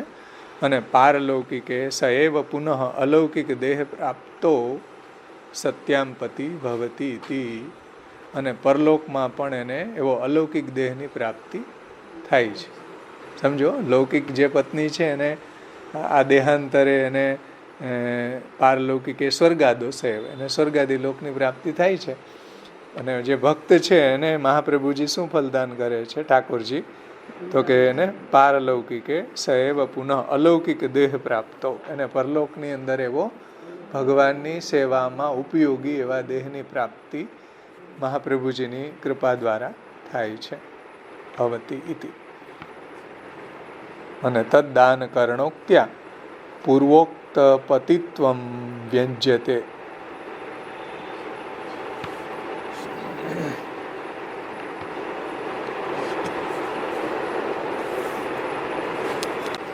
હરિરાયજી શું કહે છે કે તદ્દાન કરણોક્ત્યા, મહાપ્રભુજી છે ઐહિક અને પારલૌકિક ફલનું દાન કરવાવાળા છે, એનાથી પૂર્વોક્ત પતિત્વમ વ્યજ્યતે, એનાથી મહાપ્રભુજીનું જે પૂર્વ નામ હતું ને પતિવ્રતા પતિ, એ અહીંયા સિદ્ધ થાય છે. એ નામની અહીંયા અભિવ્યક્તિ થાય છે. કારણ કે ઉત્થાનિકામાં એમ કીધું ને કે આનું પોષણ કરતા નામ આવે છે. જો એતન નામ પોષકત્વમ અગ્રિમમ નામ આવું, એટલે પતિવ્રતા પતિ મહાપ્રભુજી છે એનું પોષણ કરતું આ નામ છે, એટલે એનું આ સમર્થન કરતું નામ છે. એટલે હરિરાયજીનું અનુસંધાન પાછું આપે છે કે આવી રીતના મહાપ્રભુજી ઐહિક અને પારલૌકિક ફલનું દાન કરવાવાળા છે, એનાથી પૂર્વોક્ત પતિત્વમ વ્યજ્યતે, એનાથી પૂર્વોક્ત જે નામ છે પતિવ્રતા પતિ, એની અહીંયા અભિવ્યક્તિ થાય છે કે જુઓ પતિવ્રતા પતિ છે ને એટલે જ ઐહિક અને પારલૌકિક ફલનું દાન કરે છે. મહાપ્રભુજી છે એ પતિવ્રતાના પતિ સાક્ષાત છે, એટલે ઐહિક અને પારલૌકિક ફલનું દાન કરે છે. એવી અહીંયા અભિવ્યક્તિ કરી. જુઓ આગળનું નામ છે પતિવ્રતા પતિ, એની જ અહીંયા અભિવ્યક્તિ પારલૌકિક હિક દાન કૃત દ્વારા કરી. સમજ્યા ને? દાન પદે ન. હવે દાનની વ્યાખ્યા શું થઈ ભાઈ? દાનની વ્યાખ્યા આપણે સમજ્યા સિદ્ધાંત રહસ્યમાં કે સ્વસત્તા નિવૃત્તિ પૂર્વકમ, પોતાની સત્તાની નિવૃત્તિ પૂર્વક, પરસત્તો ઉપાદાનસ્ય દાનમ લક્ષણમ, બીજાની સત્તાનું એમાં સ્થાપન કરવું, એનું નામ દાન. તમે કોઈ ભિક્ષુકને કંઈ આપી દીધું તો એમાંથી આપણે આપણી સ્વસત્તા ઉઠાવી લઈ અને બીજાની સત્તાનું એમાં આપણે, જેને આપણે દાન કરી દીધું એમાં એની સત્તાનું આપણે સ્થાપન કરી દઈએ. એ પછી પાછું આપણે એની પાસેથી માગતા નથી, એનું નામ દાન. આ વ્યાખ્યા આપણે સિદ્ધાંત રહસ્યમાં સમજાતા કે સ્વસત્તા નિવૃત્તિપૂર્વકમ પરસત્તો ઉપાદાનસ્ય દાન લક્ષણમ, દાન લક્ષણત્વાત, આ રીતના દાનની વ્યાખ્યા છે. તો અહીંયા શ્રી મહાપ્રભુજી દાન કરે છે ને ઐહિક અને પારલૌકિક ઐહિક દાન કૃત. તો મહાપ્રભુજી દાન કરે છે એટલે શું ભાઈ? તો એ જ દાનની વ્યાખ્યા અહીંયા પણ લાગુ પડશે. કઈ રીતના?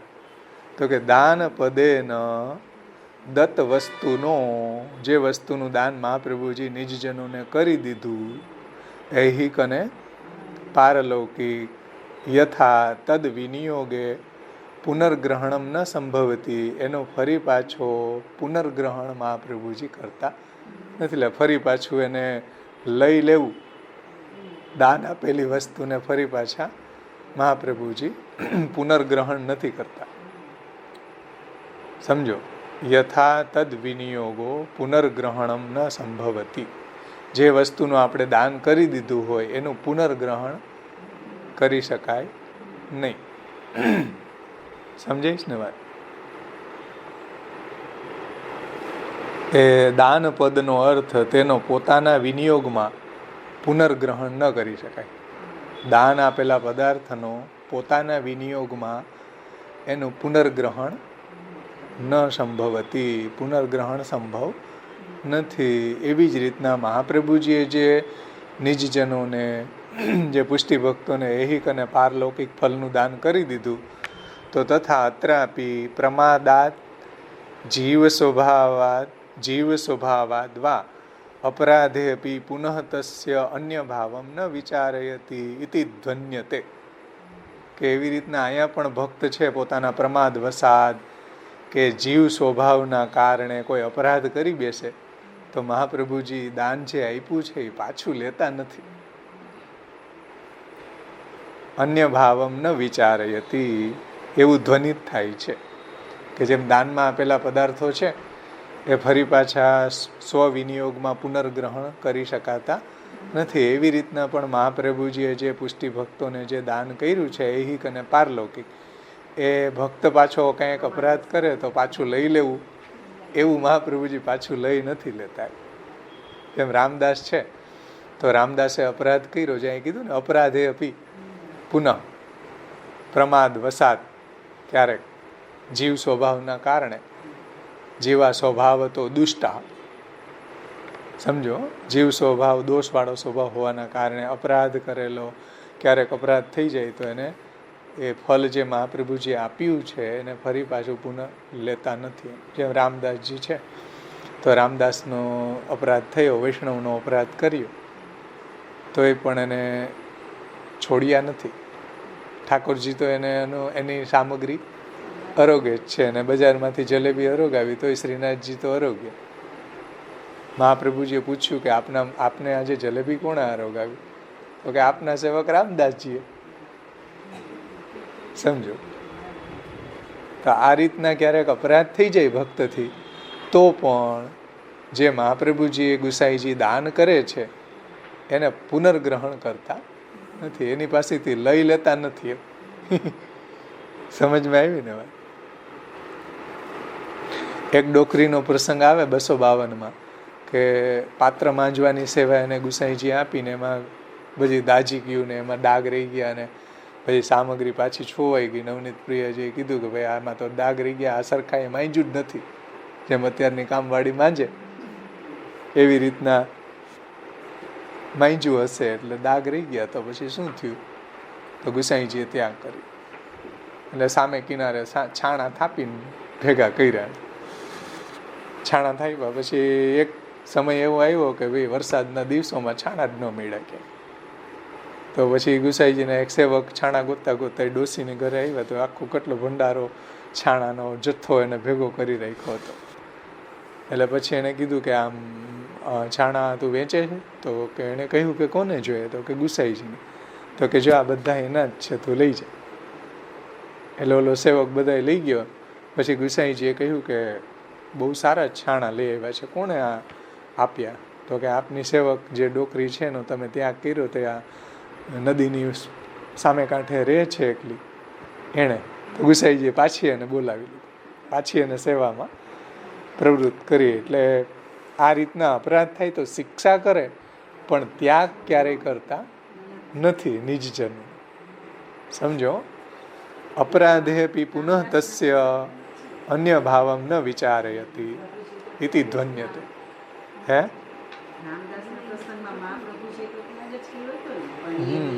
શિક્ષાર્થ કર્યો હતો, કોઈ હૃદયથી ત્યાગ કરેલો નથી. મહાપ્રભુજીએ જે રામદાસજીનો ત્યાગ કર્યો એ કોઈ હૃદયથી ત્યાગ નથી કર્યો, કેવલ વાણીથી, શિક્ષા માટે, કે ભાઈ આ રીતના વૈષ્ણવનો અપરાધ નહીં કરવો એમ. જો એનો મહાપ્રભુજીએ હૃદયથી ત્યાગ કરેલો હોય તો શ્રીનાથજી એની સામગ્રી ન અરોગે. ત્યાં જુઓ ભાવ પ્રકાશમાં ત્યાં વાર્તા પ્રસંગની અંદર આવે. એટલે એવો કોઈ ત્યાગ નથી, પણ શિક્ષા કરવા માટે આવી રીતના મહાપ્રભુજીએ ગુસાઈજીએ ત્યાગ કરેલા પ્રસંગ જોવા મળે છે. એ રીતના ભગવાન દાસનો એ પ્રસંગ છે. શ્રી વિઠ્ઠલેશ ચરણ કમલ પાવન ત્રૈલોક કરણમ, જે કીર્તન છે સારંગમાં, એ ભગવાન દાસનો ત્યાગ કર્યો. ભગવાન દાસ અચ્યુદાસ પાસે ગયા. ભાઈ અચ્યુદાસની પાસે રોજ ગુસાઈજી આવતા, તો એને કીધું કે ભાઈ આ રીતના કાંઈ જીવના તમે દોષ જુઓ તો ક્યાંથી હારો આવશે, દેવી જીવોનો ઉદ્ધાર કેવી રીતના થશે? એ ગુસાઈજીએ પાછો ફરીથી ભગવાન દાસજીને સેવામાં રાખી દીધા એમ. તો શિક્ષા માટે એને ક્યારેક ગુસાઈજી ત્યાગ કરે, પણ એને છોડતા નથી. એને જે ઐહિક અને પારલૌકિક ફલનું દાન જે કર્યું છે એ પાછું લઈ લેતા નથી, એને ફરીથી એ આપે જ છે. ત્યારે ભગવાન દાસજીએ કીર્તન ગાયું, શ્રી વિઠ્ઠલેશ ચરણ કમલ પાવન ત્રૈલોક કરણ ધરસ પરસ સુંદર વર વાર વાર વંદે. એમાં આવે ને વાર ને ભગવાન દાસ વિહરત સદા રસિકરાય, જય જય જય અસ બોલ બોલે ગાવત શ્રુતિ છંદે. શ્રી વિઠ્ઠલેશ ચરણ કમલ પાવન ત્રૈલોક કરણ. અદ્ભુત પદ છે, બહુ સુંદર પદ ગાય ભગવાન દાસજી. તો શ્રી મહાપ્રભુજી ગુસાઈજી છે એ નિજજનોને ક્યારેક શિક્ષા માટે ત્યાગ કરે તો એ શિક્ષાર્થ કરે, પણ જે એને ઐહિક અને પારલૌકિક ફલનું દાન કર્યું છે એ પાછું લઈ નથી લેતા. એ તો એને મળે જ છે. એમ અહીંયા હરિરાયજી કહે છે. જુઓ હરિરાયજી શું કહે છે કે અત્રાપી પ્રમાદાત જીવ સ્વભાવ વસાદ, એટલે પ્રમાદના કારણે કે જીવ સ્વભાવ તો દુષ્ટા હોવાના કારણે અપરાધો પી, ક્યારેક અપરાધ થઈ જાય તો પણ પુનઃ તસ્ય અન્ય ભાવમ ન વિચારયતી ઇતિ ધ્વન્યતે, તો પણ પુનઃ મહાપ્રભુજી એને કોઈ લઈ લેવાનું કંઈ વિચારતા નથી, કારણ કે દાન કર્યું ને. દાનની વ્યાખ્યા શું ભાઈ? સ્વસત્તા નિવૃત્તિ પૂર્વક પરસત્તો ઉપાદાનસ્ય દાન લક્ષણત્વાત, એ દાનની વ્યાખ્યા છે. તો એને પાછું નથી લઈ લેતા. સમજમાં આવ્યું ને? એટલે જેટલા બી ભગવદીઓ છે એને કાંઈક અપરાધ કર્યો તો એને શિક્ષા કરી છે, પણ એને આલોક અને પરલોકનું ફલનું જે દાન છે એ કોઈ પાછું એને લઈ નથી લીધું મહાપ્રભુજીએ, ગુસાઈજી. એવું સુંદર વાત હરિરાયજીએ સમજાવી.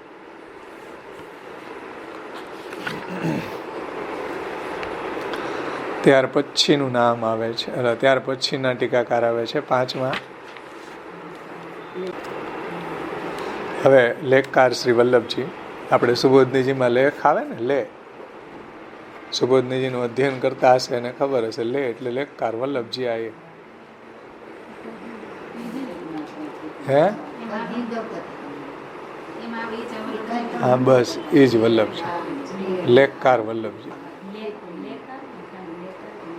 હે લેખ, સુબોધનીજીને સમજાવવા માટે લેખ નામની ટીકા લખી, લેખ નામની ટીકા લખી એ વલ્લભજી, એટલે એને લેખકાર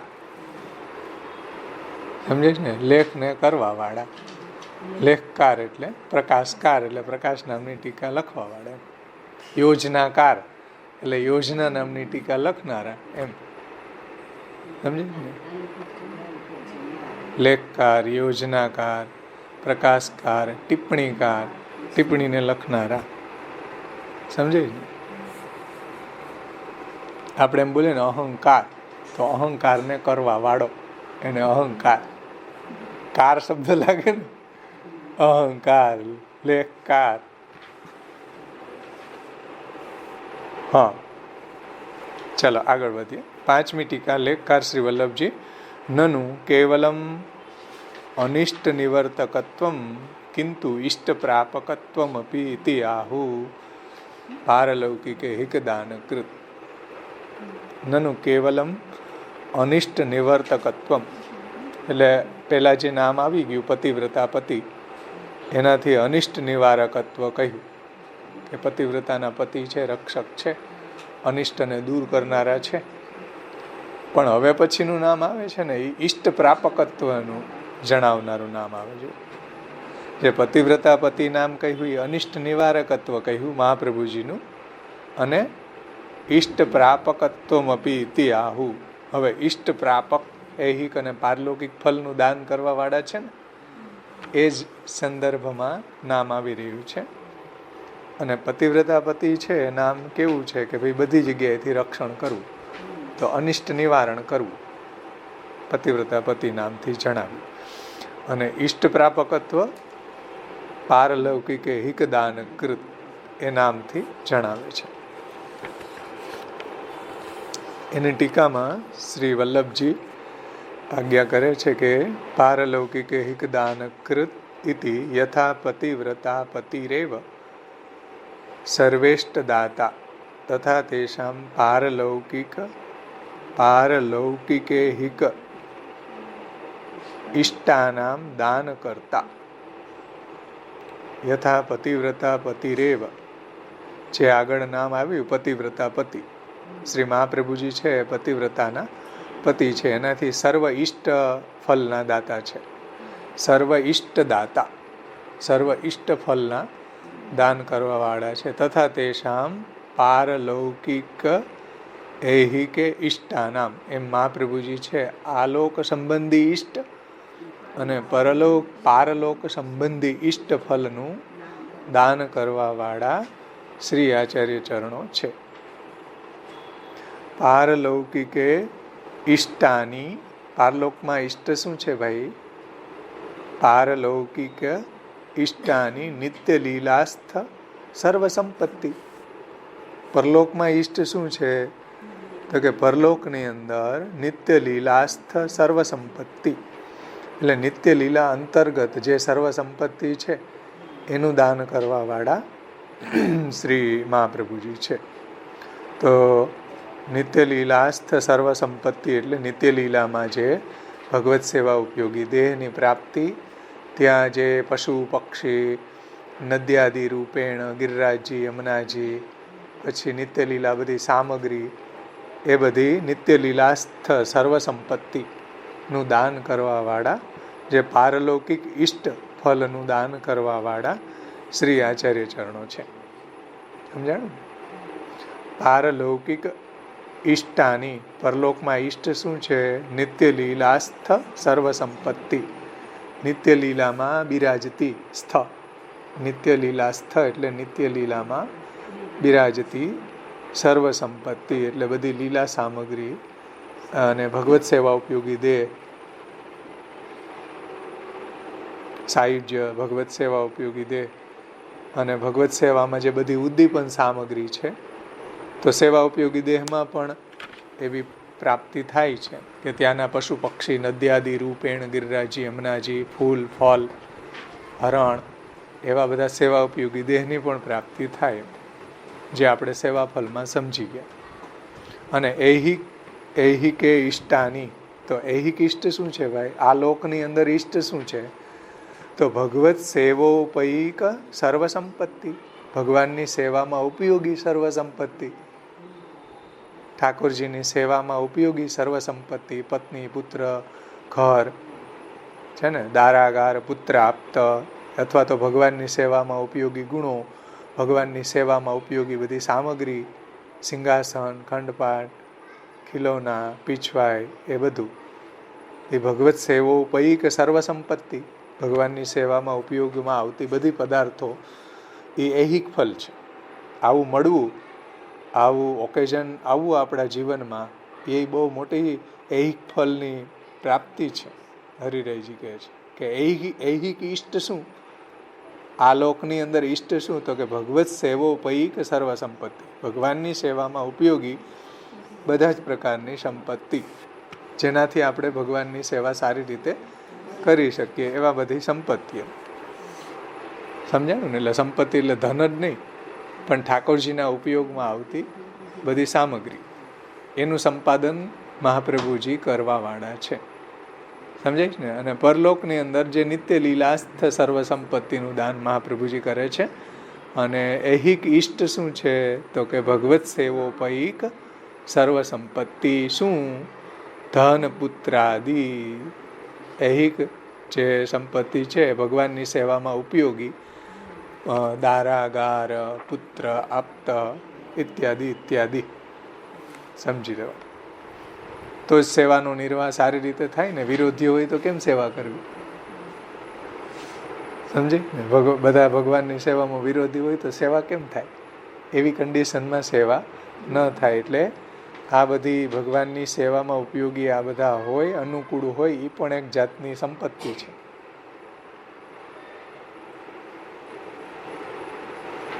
તો ધનપુત્રાદિ એતેન ઉભયાર્થમ અન્ય ભજનાદિ સર્વબાધકમ નિવારિતમ સ્વેનૈવ સર્વ ઇષ્ટ સિદ્ધે. એટલે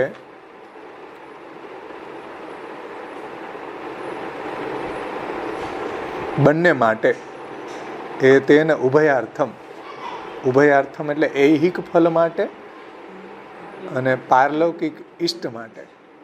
પારલૌકિક ઈષ્ટ માટે, પારલૌકિક ઈષ્ટ ફલની પ્રાપ્તિ માટે અને ઐહિક ઈષ્ટ ફલની પ્રાપ્તિ માટે અન્ય ભજનાદિ સર્વબાધકમ નિવારિતમ. અન્ય કોઈનું ભજન કરવાની આવશ્યકતા નથી ભાઈ. એ મહાપ્રભુજી જ દાન કરશે, બીજા પાસેથી માગવાની જરૂર નથી, બીજા કોઈ દેવી દેવતા પાસે માગવાની જરૂર નથી. તમે એમ કહો કે હવે પત્ની પુત્રાદિક જોઈએ, ધન જોઈએ, ચાલો શિવજી પાસેથી માગી લઈએ, એ જલ્દી આપી દે, પછી એનાથી સેવા કરશું, તો ના પાડે છે. ટીકાકાર એમ કહે છે કે નહીં, બંને ફલો મહાપ્રભુજી જ દાન કરશે. અન્ય ભજનાદિ સર્વ બાધકમ નિવારિતમ. અન્ય દેવી દેવતા પાસેથી માગવાની જરૂર નથી. સમજાય ને? જેમ પતિવ્રતા સ્ત્રી હોય, એને એનો પતિ જ બધું લઈ આવી દેશે, એને કઈ બીજા પુરુષ પાસેથી એમ ના કહેવાય એક સાડી લઈ દે કે ડ્રેસ લઈ આવી દે. એટલે અન્ય ભજનની જરૂર નથી. જે ઐહિક ઇષ્ટફળની પ્રાપ્તિ અને પારલૌકિક ઇષ્ટફળની પ્રાપ્તિ એને મહાપ્રભુજી જ કરાવે છે. એટલે અહીંયા કહે છે કે ઉભયાર્થમ, એટલે બંને માટે.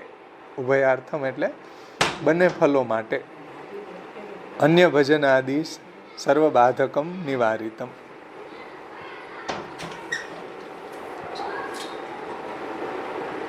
અન્ય ભજનની આવશ્યકતાનું નિવારણ કરે છે.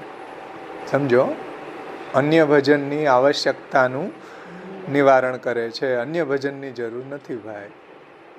બાલબોધમાં આ વાત આપણે સમજ્યા હતા. એવી ભોગ શિવે ને મોક્ષસ્તુ વિષ્ણુને તે વિનિશ્ચય, કે ભોગ શિવજી આપે તો પહેલાં ચાલો ને શિવજીનું ભજન કરી લ્યો ને પછી ભોગ મળી જાય ને પછી સેવા કરશું. શિવજી છે ભોગ આપે પછી એ પદાર્થોથી સેવા કરશું. તો ત્યાં પુરુષોત્તમજીની ટીકામાં આપણે શાયદ જોયું હતું, તો એમ કીધું કે ભાઈ શિવજીએ આપેલો જે ભોગ છે એ ભગવાન કૃષ્ણની સેવામાં ઉપયોગમાં જ ન આવે, એ ચાલે જ નહીં. એ તો અસુરોને મોહ પમાડવા માટેનો ભોગ છે, એ અલૌકિક ભોગ નથી. એટલે ભગવાનની સેવામાં ઉપયોગી જે ભોગ છે, જે પદાર્થો છે, કે જે પત્ની પુત્રાદિક છે કે ધન છે, એ બધું અલૌકિક હોય, એ જ ભગવાનની સેવાના ઉપયોગમાં આવે. સમજાય છે ને? અન્યાશ્રય કરીને બીજા કોઈ દેવી દેવતાએ આપેલો જો ભોગ હોય કે ધન હોય તો એ ભગવાનની સેવાના ઉપયોગમાં આવે નહીં. એટલે અહીંયા કહે છે ટીકાકાર કે ઉભયાર્થમ, ઐહિક અને પારલૌકિક ઇષ્ટફળ માટે અન્ય ભજન આદિ સર્વ બાધકમ નિવારિતમ. અન્ય ભજનની આવશ્યકતાનું નિવારણ કરી દે છે. મહાપ્રભુજી જ આપશે ભાઈ, અન્ય ભજન કરવાની જરૂર નથી. અન્યાશ્રય કરશો તો સાવય ઠાકોરજી અંગીકાર નહીં કરે, કોઈ વસ્તુનો અંગીકાર નહીં કરે. અને અન્ય દેવી દેવતાઓએ આપેલા પદાર્થો છે એનો કૃષ્ણ ક્યારેય અંગીકાર કરતા નથી ભાઈ. એ તો અલૌકિક જે દૈવી દ્રવ્ય હોય, ભગવાનની સેવામાં ઉપયોગી જે અલૌકિક જે દ્રવ્ય છે એનો જ વિનિયોગ ભગવાનમાં થાય. બીજો બધો પદાર્થ છે એનો અંગીકાર ભગવાન કરતા નથી. સમજાણી ને વાત? એટલે આપણા વાર્તા પ્રસંગોની અંદર આવે કે એવું દ્રવ્યથી ઠાકોરજીનો મનોરથ કર્યો તો ઠાકોરજી એનો અંગીકાર ન કર્યો. કોઈ ભગવદી છે એને એ પ્રસાદ લેવા ગયા તો એને એમાં કીડા દેખાણા. કેમ? એ દ્રવ્ય છે એ કન્યા વિક્રયનું હતું એટલે. તો એવું દ્રવ્ય પ્રભુ અંગીકાર ન કરે ભાઈ. એટલે અહીંયા કહે છે જો અન્ય ભજનાદિ સર્વ બાધકમ નિવારિતમ. એટલે હે હા, અત્યારે તો ખબર જ ન પડે, કીડા ખાઈ જાય તો. એટલે મહાપ્રભુજીની આજ્ઞા પ્રમાણે જીવવું. મહાપ્રભુજી શાસ્ત્રએ જે આજ્ઞા કરી એ પ્રમાણે દ્રવ્ય સંચય કરવું. સમજાણું? અનીતિ, અન્યાય, ચોરી, બીજાના હકનું લઈ લેવું, એવું દ્રવ્ય છે એનો અંગીકાર ઠાકોરજી કરે નહીં. સમજાય? કોઈને સોનાની મોહર મળી, એણે મહાપ્રભુજીના શરણે આવ્યા પહેલાં રસ્તામાંથી સોનાની મોહર મળીને પછી જ્યારે મહાપ્રભુજીના શરણે આવ્યા ને એને ચરણ ભેટ તરીકે મહાપ્રભુજીને ધરી તો મહાપ્રભુજીએ ના પાડી દીધી, સ્વીકારી નહીં કે આ તારી સત્તાનું દ્રવ્ય નથી ભાઈ, એટલે એનો હું અંગીકાર ન કરું. તારી મહેનતનું હોય એ મને ચરણ ભેટ તરીકે ધરે તો હું લઉં. એટલે બીજાની સત્તાનું હોય, અનીતિથી કમાયેલું હોય, અન્યાયથી લઈ આવેલું હોય, બીજાના ભાગને પડાવી લીધો હોય એવું હોય, એ પ્રભુ ક્યારેય અંગીકાર ન કરે. કન્યા વિક્રયનું હોય, કન્યા પાછી આવીને એને પછી કેટલા 20-25 લાખ લઈ લે, શું કહેવાય એને? દહેજ નહીં. પાછી આવીને પછી હા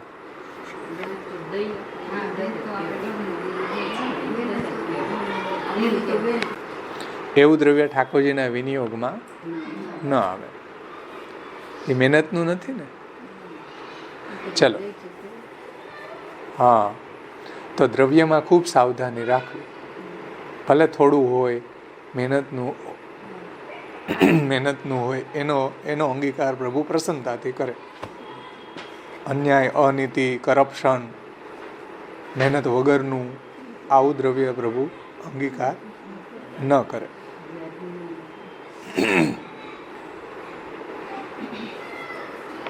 જુઓ, આગળ કહે છે, સ્વેનૈવ સર્વ ઇષ્ટ સિદ્ધે,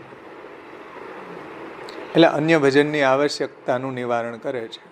અને મહાપ્રભુજી સર્વ ઇષ્ટ સિદ્ધિનું દાન કરશે. ભાઈ, બીજા પાસે હાથ લાંબો કરવાની જરૂર નથી.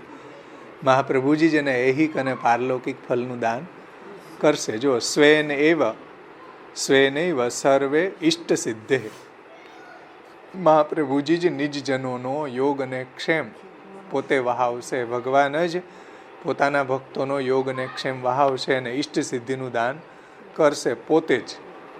એટલે પુષ્ટિ માર્ગે પ્રમેણૈવ સર્વમ ઇતિ સિદ્ધાંત. પુષ્ટિ ભક્તિ માર્ગમાં તો પ્રમેય બલથી જ બધું સિદ્ધ કરે છે પ્રભુ. જીવના સાધન બલનો વિચાર નથી કરતા, જીવના સાધન સામું જોતા નથી. પુષ્ટિ માર્ગે પ્રમેણૈવ સર્વમ ઇતિ સિદ્ધાંત.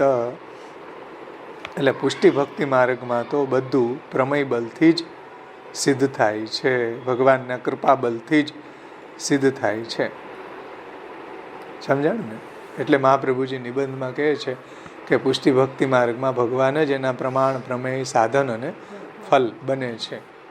એટલે માર્ગોયમ સર્વ માર્ગાણામ ઉત્તમ પરિકીર્તિત. અને ભગવાન જ એને બધું પ્રમેય બલથી દાન કરશે. એટલા માટે અન્યાશ્રય કરવાની, અન્યાશ્રયની ગંધ પણ આપણા જીવનમાં આવવી ન જોઈએ. સમજાણું? ભગવાન જ એને કૃપાબલથી સર્વ કાંઈ દાન કરશે જ. તો આ રીતના ઐહિક પારલૌકિક ફલ મહાપ્રભુજી દ્વારા જ નિજજનોને પ્રાપ્ત થાય છે. આ રહસ્ય આપણા બધા ટીકાકારોએ કેટલું સુંદર આપણને સમજે કે ઐહિક અને પારલૌકિક ફલ આપણને આપણા ઠાકોરજી અને મહાપ્રભુજી જ દાન કરશે. અન્યાશ્રય કરવાની જરૂર નથી. અન્યાશ્રય કરશો તો બધું જ પાણીમાં જશે. સમજે છે ને? નેવ નથી, એ સ્વેન એવ પોતે જ. જીવના સાધન સામું જોતા નથી. કિયાન પૂર્વાન જીવ, ગુસાઈજી વિજ્ઞપ્તિમાં આજ્ઞા કરે કે જીવ કેવડો? કિયાન પૂર્વાન જીવ તદુચિત કૃતિશ્ચાપી, અને એની કૃતિ કેવડી ને એનું સાધન કેવડું ભાઈ.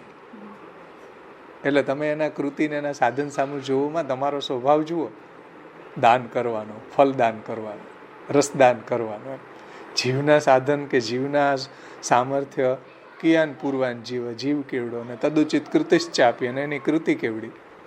એટલે એના સામું ન જોઈને તમે આપના પ્રમેય બલથી જ એને ફલદાન કરો તો થાય, નહીતર ન થાય. જીવ સામું જોવે તો કાંઈ એની કોઈ ક્વોલિફિકેશન નથી. જીવ આ સ્વભાવ હતો દુષ્ટા, જીવ તો સ્વભાવથી દુષ્ટ જ છે.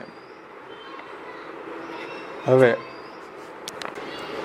શ્રી ગોવિંદાસજીની કીર્તનમાં આપણે, શ્રી ગોવિંદાસજી ગુસાઈજીના ખવાસ હતા અને ગુસાઈજી જે સર્વોત્તમ સ્તોત્ર પ્રગટ કર્યું એના એક એક કીર્તનો ગોવિંદાસજીએ પ્રગટ કર્યા છે. અને ગુસાઈજી સાથે જ રહેતા, એટલે પહેલી ટીકા ગોવિંદાસજીની છે, ગેયના રૂપમાં, કીર્તનના રૂપમાં. પણ બહુ સુંદર ટીકા છે કીર્તનના રૂપમાં. પારલૌકિકે હિકદાનકૃત, પારલૌકિકે હિકદાનકૃત ચિત્ત ધરો. શ્રી મહાપ્રભુજી કેવા છે? પારલૌકિક અને ઐહિક ફલનું દાન કરવાવાળા એવા શ્રી મહાપ્રભુજીને ચિત્તમાં ધારણ કરો, ચિત્ત ધરો. એમાં ચિત્ત ધરો, અથવા તો એમાં ચિત્ત પ્રવણ કરો, એનું ચિંતન કરો. અન્ય આલાપ સબ વૃથા જીય જાની કે સુભગ મૂર્તિ સુજસ ગુણગાન કરો. અન્ય આલાપ એટલે બીજું બધું આલાપ છોડો, મહાપ્રભુજીનું ચિંતન કરો, મહાપ્રભુજીનું ગુણગાન કરો. અન્ય આલાપ એટલે બીજો અસદ આલાપ, વ્યર્થ વાણી વિલાસ, એને સબ અન્ય આલાપ સબ વૃથા જીય એટલે હૃદયમાં જાની કે જાણીને. વૃથા આલાપ જે છે, અન્ય આલાપ છે એ બધો વૃથા છે, એનું કંઈ અર્થ કંઈ ફળ મળવાનું નથી, એવું હૃદયમાં જાણીને હવે કરવાનું શું? સુભગ મૂર્તિ, જે મહાપ્રભુજીની સુભગ એટલે જે ભગવાળી, ઐશ્વર્ય વીર્ય યશ શ્રી જ્ઞાન વૈરાગ્ય એ ભગ, સુભગ સુંદર ગુણોવાળી. સમજો, જે આપણે સ્ફૃત કૃષ્ણ પ્રેમામૃતમાં આવે ને, સુભગ મૂર્તિ સકરુણા.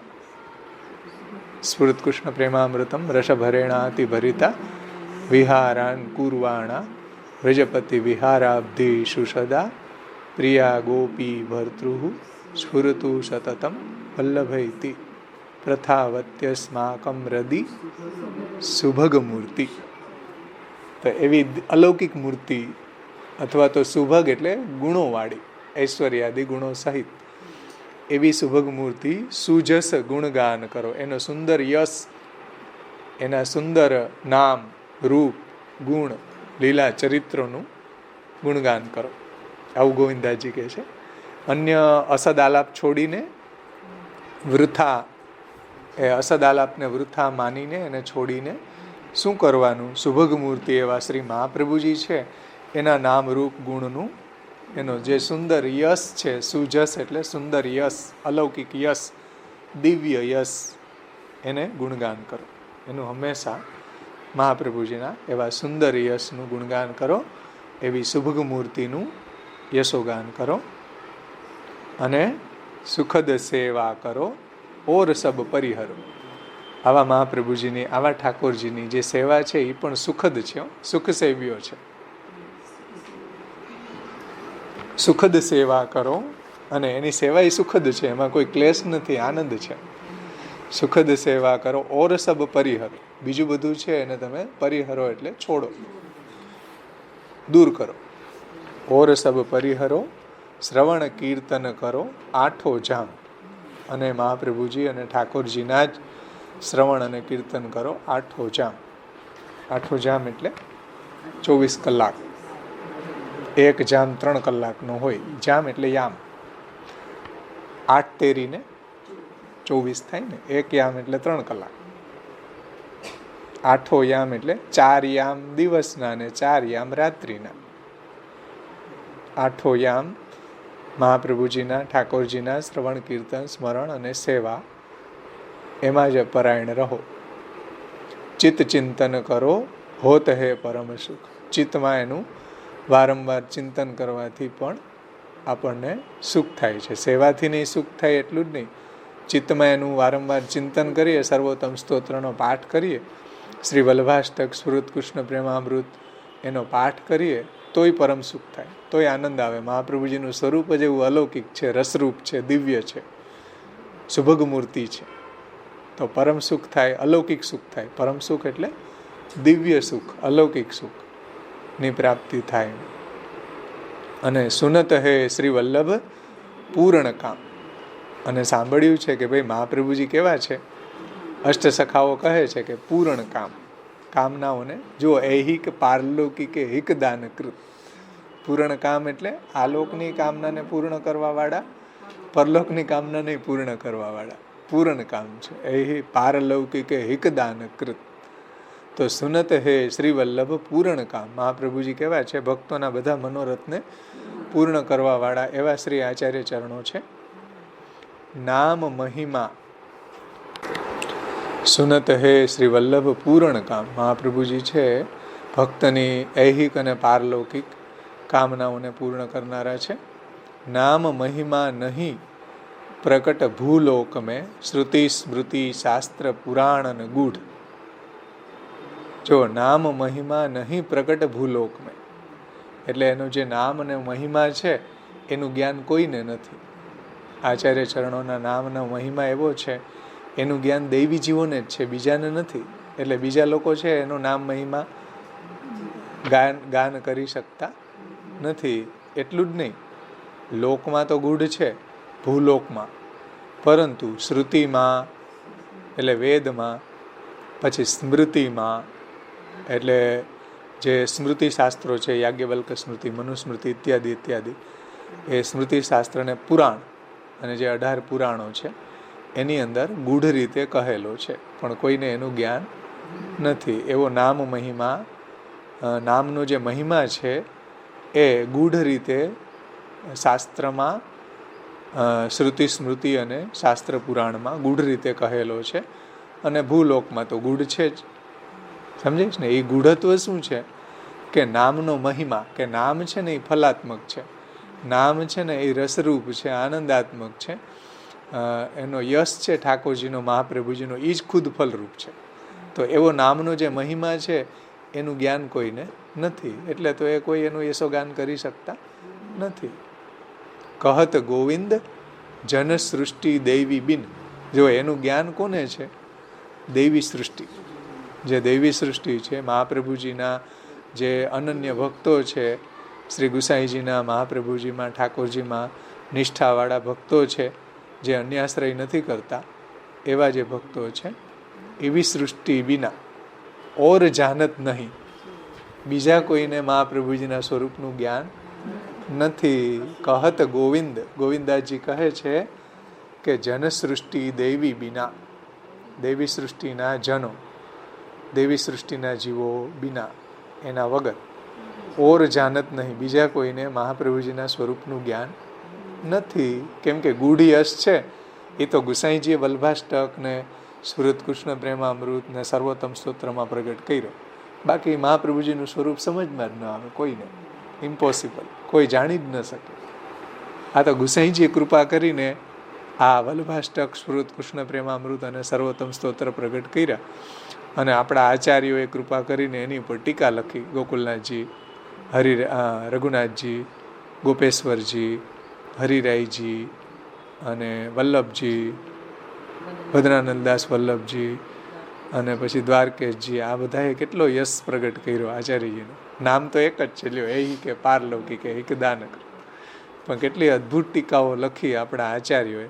તો એ ગૂઢ જે મહિમા હતો એ આપણા આચાર્યોએ પ્રગટ કર્યો. એટલે કે છે, જો જનસૃષ્ટિ દૈવી બિના ઓર જાનત નહીં, બીજા કોઈને આવું જ્ઞાન છે જ નહીં. એક અષ્ટસખાઓને છે, જેને કીર્તનોમાં આપણા આચાર્યજીના સ્વરૂપને, નામ, રૂપ, ગુણ, લીલા ચરિત્રોને પ્રગટ કર્યા. એટલે કોઈને આ સ્વરૂપનું જ્ઞાન નથી. કહત ગોવિંદ જન સૃષ્ટિ દૈવી વિના ઓર જાનત નહીં. અસુર મૂઢ, અસુર મૂઢ છે એ બીજા, એ તો ક્યાંથી જાણી શકે?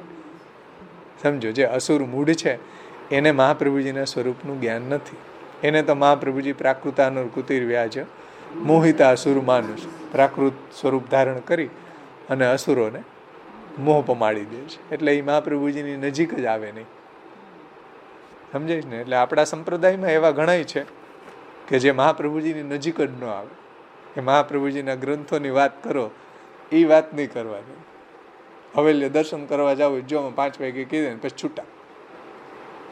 સેવાની વાત નહીં કરવાની, અન્યાશ્રયની વાત નહીં કરવાની, સત્સંગમાં આવવાની, શાસ્ત્ર પ્રકરણની વાત તો કોઈ દી કરતા જ નહીં. તો આ કઈ મહાપ્રભુજીના જન છે? તો આ બધા અસુર જન છે, અને મહાપ્રભુજીની વાત માફક ન આવે, મહાપ્રભુજીના ગુણગાન માફક ન આવે, મહાપ્રભુજીના લીલા ચરિત્ર માફક ન આવે, મહાપ્રભુજીના 16 ગ્રંથ માફક ન આવે. એ બધાને મહાપ્રભુજીનું સ્વરૂપ સમજમાં ન આવે. કેમ કે અતિ ગૂઢ, સમજો, એ ગૂઢ છે. એ આવા લોકો એના અધિકારી નથી.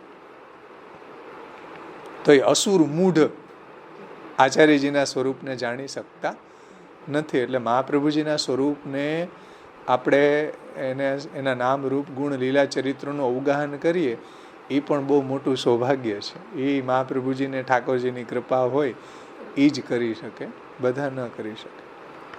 અને મહાપ્રભુજીના ગ્રંથો છે એનું પણ અવગાહન બધા ન કરી શકે. અને આચરણમાં મૂકવાની વાત તો એની કૃપા હોય તો જ થઈ શકે, બાકી ઇમ્પોસિબલ છે, શક્ય નથી. તો કેટલું સુંદર જુઓ.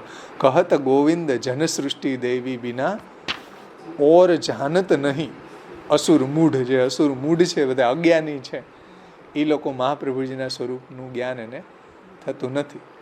કેમ કે સ્વામીને શ્રી વલ્લભાગ્ને એમાં આવે ને, ઉષ્ણત્વે કે સ્વભાવ અપ્યતિ શિશિર વચ પુંજ પીયુષ વૃષ્ટિર આર્તેસ્વ તીવ્ર મોહાસુર નૃષુ યુગપત તાપમપ્યત્ર કુરુ. એને તો આપ તાપ પમાડો છો.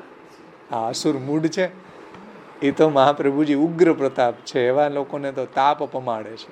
તાપમપ્યત્ર કુર્વન સ્વસ્મિન કૃષ્ણાશતામ ત્વમ પ્રકટયસી ચનો ભૂત દેવત્વમ એતદ્યસ્માદ આનંદદમ શ્રી વ્રજજનની છે નાસકમ ચાસુરાગ. એટલે વ્રજ ભક્તોની વચ્ચે આનંદને પ્રગટ કરવા વાળા છે અને આસુરાગ્નિનો નાશ કરવા વાળા છે. એટલે અસુરી જીવો છે એને તો મહાપ્રભુજી એવા ઉગ્ર પ્રતાપ છે કે એની સામે પણ આવી ન શકે. સમજાય છે? હા, એક જ મહાપ્રભુજીના વચનો છે એ દૈવી જીવો હોય તો શીતલતા પ્રદાન કરે અને આસુરી જીવ હોય તો ઉગ્ર પ્રતાપ લાગે. એટ એ ટાઈમ બે ઇફેક્ટ થાય. વચનામૃત એક જ છે, ઇફેક્ટ બે પ્રકારની છે ને. ઉષ્ણત્વે કે સ્વભાવ અપ્યતિ શિશિર વચ પુંજ પિયુષ વૃષ્ટિર આર્તેસ્વ તીવ્ર મોહાસુર નૃષુ યુગપત તાપમપ્યત્ર. યુગપત એટ એ ટાઈમ બેયને અલગ અલગ ઇફેક્ટ થાય. તાપમપ્યત્ર કુર્વ, એકને તાપ થાય ને એકને શીતલતાનું દાન. હા, ગદાધરદાસ આવે ને, એ ગદાધરદાસ શરણે આવ્યા, એના કાકા હતા એ ના આવ્યા. તો એકને મહાપ્રભુજીના વચનો છે એ એકદમ શીતલતા પ્રદાન કરનારા થયા અને એકને ઉગ્ર પ્રતાપ લાગ્યો મહાપ્રભુજી. સર્વોત્તમ સચિત્ર જે કાકરોલી વાળાએ બહાર પાડ્યું છે, બહુ સુંદર એમાં ચિત્ર આપ્યા છે. એમાં પારલૌકિક હિકદાન કૃતમાં ચિત્રસંગતિ કેવી આપી કે જગદીશપુરીમાં સમુદ્ર તટે નરહરિદાસ ગોડિયાને દ્રવ્ય મળી રહ્યું છે અને એ જ સમુદ્રમાંથી પ્રાપ્ત થયેલા શ્રી મદન મોહનજી યુગલ સ્વરૂપે આપ શ્રી પધરાવી આપે છે. જુઓ, બે વાત આમાં બતાવી અને બહુ સુંદર પ્રસંગની આ સંગતિ એને જોડી છે કે મહાપ્રભુજી એને ઐહિક ફલે આપ્યું અને પારલૌકિક ફલ આપ્યું. નરહરદાસ ગોડિયા એ વારંવાર જગદીશમાં જતા દર્શન કરવા માટે. સમજો, એનો પ્રસંગ એવો છે કે જગદીશપુરીમાં વારંવાર દર્શન કરવા જતા તો એક વખત એના પિતાએ એને ટોણા માર્યો કે કાંઈ તારો જગદીશ થોડું તને દ્રવ્ય કે જમવાનું આપે છે, હું આપું છું. તો નરહરદાસને બહુ માઠું લાગી ગયું કે જો હવે તને બતાવું, જગદીશ આપે છે ને તને બતાવું નહીં, તારો દીકરો નહીં. એટલે એના પિતા પ્રત્યે ખૂબ આવી ધૃણા પ્રગટ થઈ. ગયા ત્યાં જગન્નાથજીના દર્શને ગયા તો ત્યાં બરોબર મહાપ્રભુજીની કૃપા, મહાપ્રભુજીને ત્યાં એના દર્શન થયા. તો શ્રી મહાપ્રભુજીનું દર્શન કરતાં જ એને એમ થયું કે આચાર્યજીના શરણે જવું જોઈએ. તો શ્રી મહાપ્રભુજી એને કીધું કે ભાઈ પહેલાં તારા જે બુદ્ધિમાં જે તારા પિતા પ્રત્યે જે ધૃણા છે ને એને પહેલાં દૂર કરે. તો કે કેવી રીતના? તો કે જા સમુદ્ર તટે ત્યાં તો તને ખૂબ દ્રવ્ય મળશે અને દ્રવ્ય લઈ આવી અને તું જગન્નાથરાયજીના મોટા મોટા મનોરથ કર અને એમાં બધા બ્રાહ્મણોને આમંત્રણ આપે, એમાં તારો પિતા આવશે. પછી એને કહેજે જો આપે છે કે નહીં જગદીશ. તો એને એ રીતના દ્રવ્ય સમુદ્ર તટે ગયા. આમાં આપ્યું છે નરહરદાસ ગોડિયા છે એ બ્રાહ્મણને ઐહિક અને પારલૌકિક બંનેનું દાન કર્યું. એમ કે સમુદ્રમાંથી દ્રવ્ય અપાવી આપ્યું અને પછી જગન્નાથરાયજીના મોટા મોટા મનોરથ કર્યા. તો એનો પિતા પણ એમાં આવ્યા અને બધાને દાન આપતા હતા નરહરદાસ. તો એના પિતાએ હાથ લાંબો કર્યો ને ત્યારે એને કીધું જો આ છે ને આ જગદીશે આપ્યું મને. એટલે એના પિતા નીચું મોઢું કરીને નીકળી ગયા ત્યાંથી. તો ઐહિક આ ધન આપ્યું અને પારલૌકિક એને મહાપ્રભુજીએ સમુદ્ર પછી પાછું એમ કીધું હવે જા તારો આ હૃદયમાં જે એના પ્રત્યે જે ધૃણાની ભાવના હતી દૂર થઈ ગઈ. હવે જ્યાંથી તને ધન મળ્યું હતું ત્યાં જ જા. તો ત્યાંથી એને ત્યાં ગયા તો ત્યાં ઠાકોરજીનું સ્વરૂપ મળ્યું, યુગલ સ્વરૂપ, જે આમાં ચિત્રજીમાં આપ્યું. જો કેટલું સુંદર યુગલ સ્વરૂપ મળ્યા. પેલા ચિત્રજીમાં એને ધન મળ્યું, બીજા ચિત્રમાં એને એ જ જગ્યાએથી યુગલ સ્વરૂપની પ્રાપ્તિ થઈ. ઠાકોરજી સ્વામિનીજી બંને યુગલ સ્વરૂપની પ્રાપ્તિ થઈ. અને પછી યુગલ સ્વરૂપ મહાપ્રભુજી એને પધરાવી આપ્યા ભગવત એને સેવા માટે. તો બે ફલ થયા ને, ઐહિક અને પારલૌકિક. કેટલી ફાઇન ચિત્ર સંગતિ આમાં જોઈડી. એને વાર્તા પ્રસંગમાંથી આવું ચિત્રને અહીંયા પ્લેસિંગ કરવી ને મહાપ્રભુજી કૃપા વગર શક્ય નથી. પારલૌકિકે હિકદાન કૃત, પરફેક્ટ ચિત્ર સંગતિ જુઓ તમે, છે ને. ઐહિક અને પારલૌકિક બંને ફલ મહાપ્રભુજી એને આપી. ચિત્રજી પણ એટલા સુંદર બનાવ્યા છે, પેન્ટિંગ એટલા સુંદર બનાવ્યા છે. તો એ રીતના નરહરદાસ ગોડિયાને અને બધા 84-252 ભગવદીઓના પ્રસંગમાં આપણે જોઈએ તો એમાં આપણને આ વાત જોવા મળે કે મહાપ્રભુજી છે ઐહિક અને પારલૌકિક ફલનું દાન કર્યું છે. આ રીતના આપણું કીર્તન સંપન્ન થયું. હવે આપણે એનું ગાન કરશું.